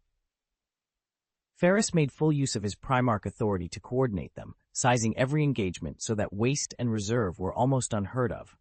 He planned with such exactness that he rarely kept surplus troops at hand. That relentless efficiency is what let the Iron Hands swallow worlds so quickly, and why, at that moment, they would air the Legion that had taken more worlds than any other. Doom found himself admiring the boldness of Ferris's methods and the cold precision with which he held them to account. His brother's way of thinking about war could not have been more different from his own. Doom favored exhaustive preparation and then a single, decisive campaign to secure victory. Ferris preferred to strike everywhere at once, turning victory into the sum of countless small successes. As they compared approaches, their voices gradually softened. Doom noticed that Ferris was utterly absorbed by the warship Royal Majesty. His eyes were keen and exacting, sweeping over every piece of technology in view. Now and then a thoughtful crease would appear on his face. As a master forger, Ferris had a natural fascination with machines, an almost tactile love for workmanship and design. Seeing that his brother did not want to be interrupted, Doom allowed a faint smile to cross his features, fell silent, and eased his stride so Ferris could take his time. They moved like that for a while, pausing frequently to examine this or that, so it took them considerably longer than usual to reach the garden deck. After Doom had seen to the honor guard's entrance to the banquet, the two Primarchs departed for the ship's bridge to confer on matters of consequence. Ferris was accompanied by 10 Morlock Terminators and 9 clan leaders, each representing their clan and present to take part in the strategic meeting. These clothes make me very uncomfortable. The bridge doors parted, and the massive figure stepped in. Ferris tugged at the collar of his robe. Years of campaigning had left him ill at ease in anything but battle kit. "You should learn to relax," Doom said, clapping a heavy hand to his brother's shoulder and giving a rare, affectionate squeeze. It was both an order and an invitation. They fell into step and moved to the viewport, sitting opposite one another at a small table. Outside the glass, the bright, sunlit world of Nur, the Shaper's homeworld, glowed in the void. On the table were elegant platters of delicacies and stemmed glasses of fine wine, laid out to welcome Ferris. "I truly envy your life," he sighed, lifting his glass and taking a tentative sip. He closed his lips to savor the sweetness. After a long moment, his eyes brightened. "This is exceptional wine. No wonder it goes for so much." Doom shook his head with a wry smile, used to his brother's teasing. The vintages from Nur, stamped with their Primarch's seal, fetched exorbitant sums back on Terra. Ferris set his wineglass down and awkwardly tried to use a knife and fork on the unfamiliar dishes. His stiff movements only made a mess. Finally, a little irritated, he squeezed the utensils between his hands and bent them into a pair of chopsticks. Satisfied, he began lifting the food to his mouth, eyes narrowing with pleasure. "I've never had these before," he said, popping an after-dinner fruit into his mouth, sweet, tart, and refreshingly good. "You can have as much as you like," Doom replied, a flicker of sadness crossing his face as he pushed a plate of food toward his brother. Ferris waved him off, wiped the juice from the corner of his mouth, and said, "That's enough. Food's for enjoyment, but we have important matters to discuss." Out of respect, though, he placed the plate of fruit on his lap to eat more slowly. Doom raised a hand to signal the attendants to clear the dishes, then tapped the warship's viewport. A holographic model of the latest intelligence sprang to life. "All current intelligence aligns. Every source checks out. The information is verified and reliable," he said. After briefing his brother, he leaned back into the soft sofa and waited for Ferris to review the data and offer his opinion. Ferris's eyes brightened at the sight of the intelligence model on the viewport. a comprehensive, three-dimensional presentation, an exceptional intelligence management system. He made a mental note that the Iron Hands would benefit greatly from such technology in future campaigns. One of the Primarchs raised a hand, summoning the clan leaders so they could see the strategic dispositions the two brothers had laid out. Ferris sat up, his relaxed expression gone, replaced by a hard seriousness. "Doom, what are you planning?" he asked. "How do you intend to execute this operation?" Doom straightened and tapped the viewport, bringing up the operation's still-developing plan. "This is my proposal," he said. "With you here, we can refine it together." "I have no mercy for those Xenos," Ferris replied, his voice grave. "They must be wiped out." He nodded, the weight of the decision settling over them both. Ferris had studied the intelligence on the Ganas worms and fully understood how dire the threat was. He leafed through the plan his brother had drafted with casual attention, nodding again and again, admiration shining in his eyes. The 9 clan leaders stood frozen, their emotions crashing like turbulent seas. Even their dual hearts trembled at the sheer audacity of the Primarch's methods. The Warrior King, the Lord of the Null Stars, was prepared to raise hundreds of worlds if it meant eradicating the Xenos. Planets that had taken billions of years to evolve were, in his view, merely a necessary sacrifice to eliminate the alien menace. Author's note: Brothers, it's time. I haven't slept in 24 hours. I managed to write 2 chapters while exhausted and drenched in cold sweat. Thanks to Bowser for the reward. I kept forgetting to mention it. By the Primarch's command, hundreds of worlds would be wiped clean, entire systems razed until Star Bay, once tranquil and prosperous, became a dead, lifeless expanse. Any planet found to be infested by the alien threat, regardless of its resource value, would have its ecosystem destroyed on discovery to make certain no eggs or remnants could survive. The 9 clan leaders stood frozen. Such ruthless decisiveness came from someone who feared no criticism and would brook no challenge to his glory. The Imperium issued extermination orders with extreme reluctance. A habitable world was valuable property, and erasing it was an enormous loss. To annihilate hundreds of planets at once was a brutality reserved, in theory, for the Emperor alone, certainly not a prerogative any Primarch took lightly. Their faces turned toward their Gene-Father, confusion and helplessness written plainly in their eyes. The Astartes dared not voice dissent. They could only hope for guidance from the man who had made them. This plan was brazen, almost arrogant, and terrifying in its finality. Ferris snorted, the sound cold and short. His gaze swept over his sons with a warning that needed no words. The clan leaders felt it like a chill down their spines, the Gene-Father's disapproval, sharp and immutable, leaving them with no choice but to stand silent beneath the weight of the decree. "Brother, I fully support your plan," he said to Doom, turning his head and making no move to scold his sons. "The Garnus worms are too dangerous. Their threat is no less than the Rangdans. Only total extermination will pay proper respect." "But before the purge begins, we must seal the void," Doom replied. "Allow not a single alien to escape. We must wipe them out completely." Ferris's stern expression softened into a rare smile, and his rough voice took on an almost gentle edge. "I think this is precisely why you sought outside aid," he observed. "If it were merely a cleansing, simply destroying an alien regime, Nur's forces could have done it alone. They wouldn't have needed to call for foreign armies."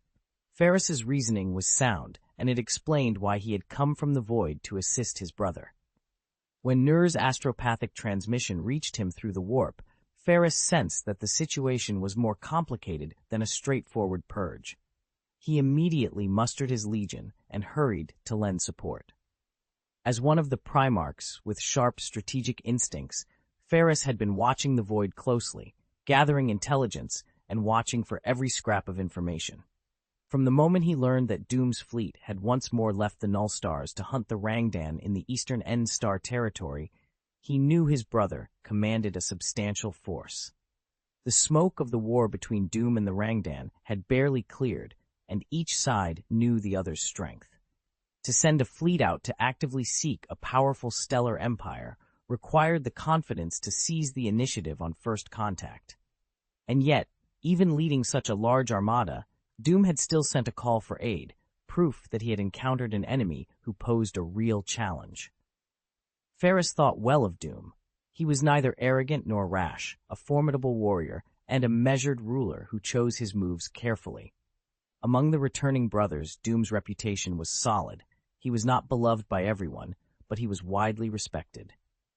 No one lauded him more enthusiastically than Lemon Russ. When they had met in the firepower sector, Russ, all fangs and fury, could not stop praising him. Even Horus, lord of the Luna Wolves and the First Son, had given a fair and favorable appraisal of Doom after he took command of the 19th Legion. Horus did not gloss over the ugly details. He told Ferris the whole story, how it began, how it ended, without softening the facts. Ferris respected that honesty. Horus's willingness to confess the unsavory deeds of his legion and of himself impressed him, and he was equally moved by Doom's generosity and courage, his refusal to tolerate injustice and his readiness to stand up for the weak. So when the plea for aid arrived, Ferris did not hesitate. He abandoned a string of easy, tempting victories and mustered every warship he could spare to answer his brother's call. Looking at Horus, he saw that heroic expression mirrored in his own eyes and said finally, "We must kill the worms. That is the most efficient solution." Efficient, Ferris decided after reviewing the plan. Only a blanket extermination order could remove the Garna's worms quickly enough to snuff this war out before it had a chance to become a long, grinding campaign. As a Primarch, he understood the scale of the threat better than most.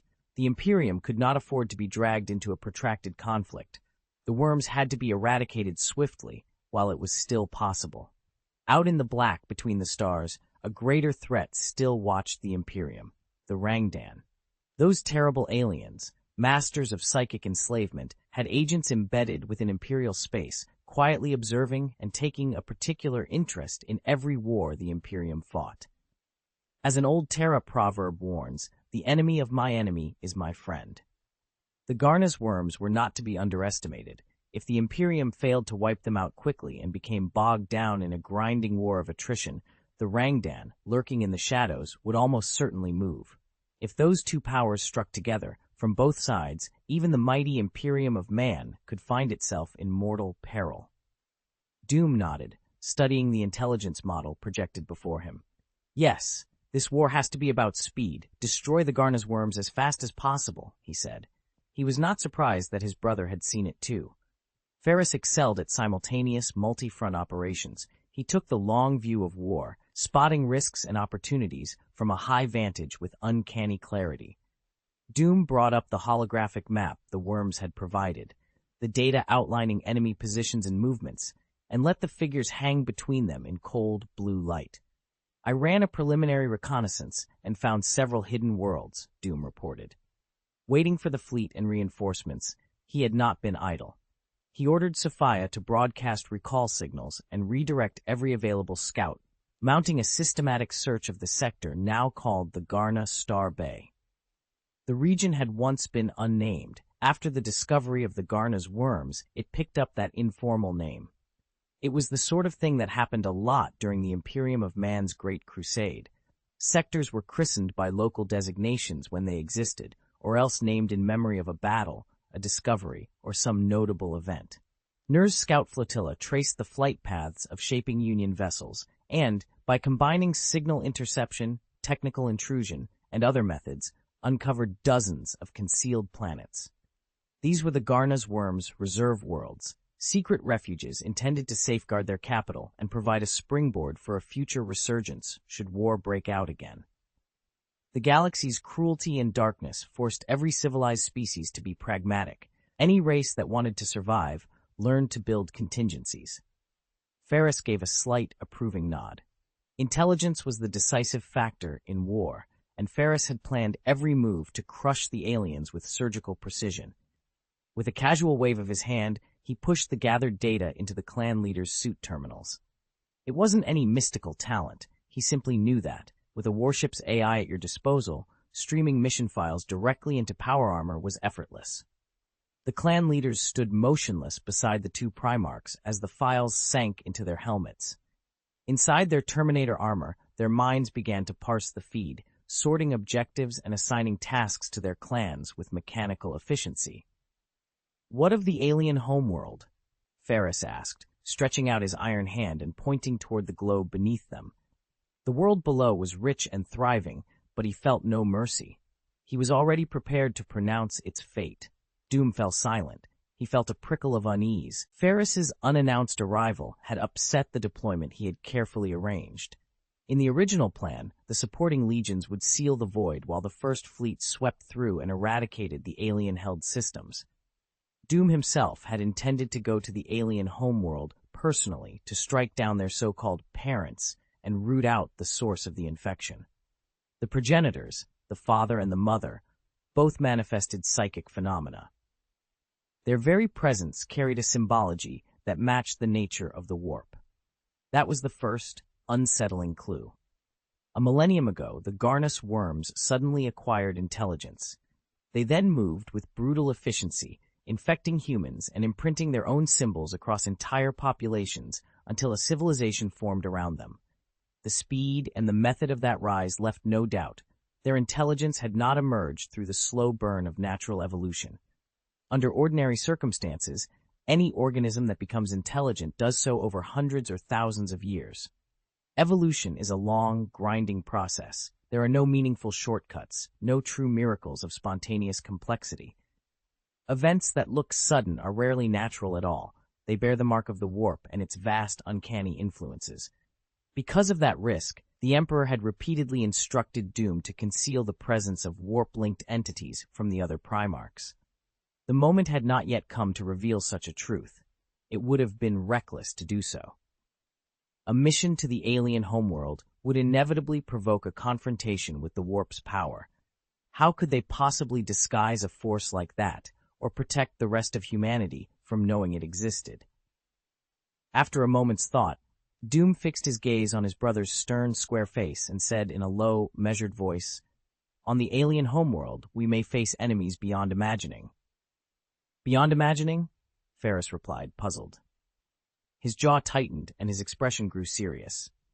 "What do you mean? Can you be more specific?" He couldn't fathom what kind of entity could dwell on the homeworld of a parasitic species that would make his brother issue such a warning. This was the warrior king standing before him, the mightiest combatant in the galaxy. Ferris still remembered the overwhelming display of martial skill when Doom and Fulgrim had clashed. Doom's face flickered with conflict. He hesitated, searching for the right words. Psychic beings, made of psychic energy, warped and horrible, embodiments of humanity's deepest fears. "I'm not afraid of them," he added quickly. "I just find psychic entities messy and tainted." After fumbling for the right term, he'd finally settled on psychic beings, avoiding words like demons. "Then I must see them." Ferris's expression eased. He raised his hand and curled his iron fingers until the joints creaked. With a sneer of contempt, he added, "Do you think they could cut off my head?"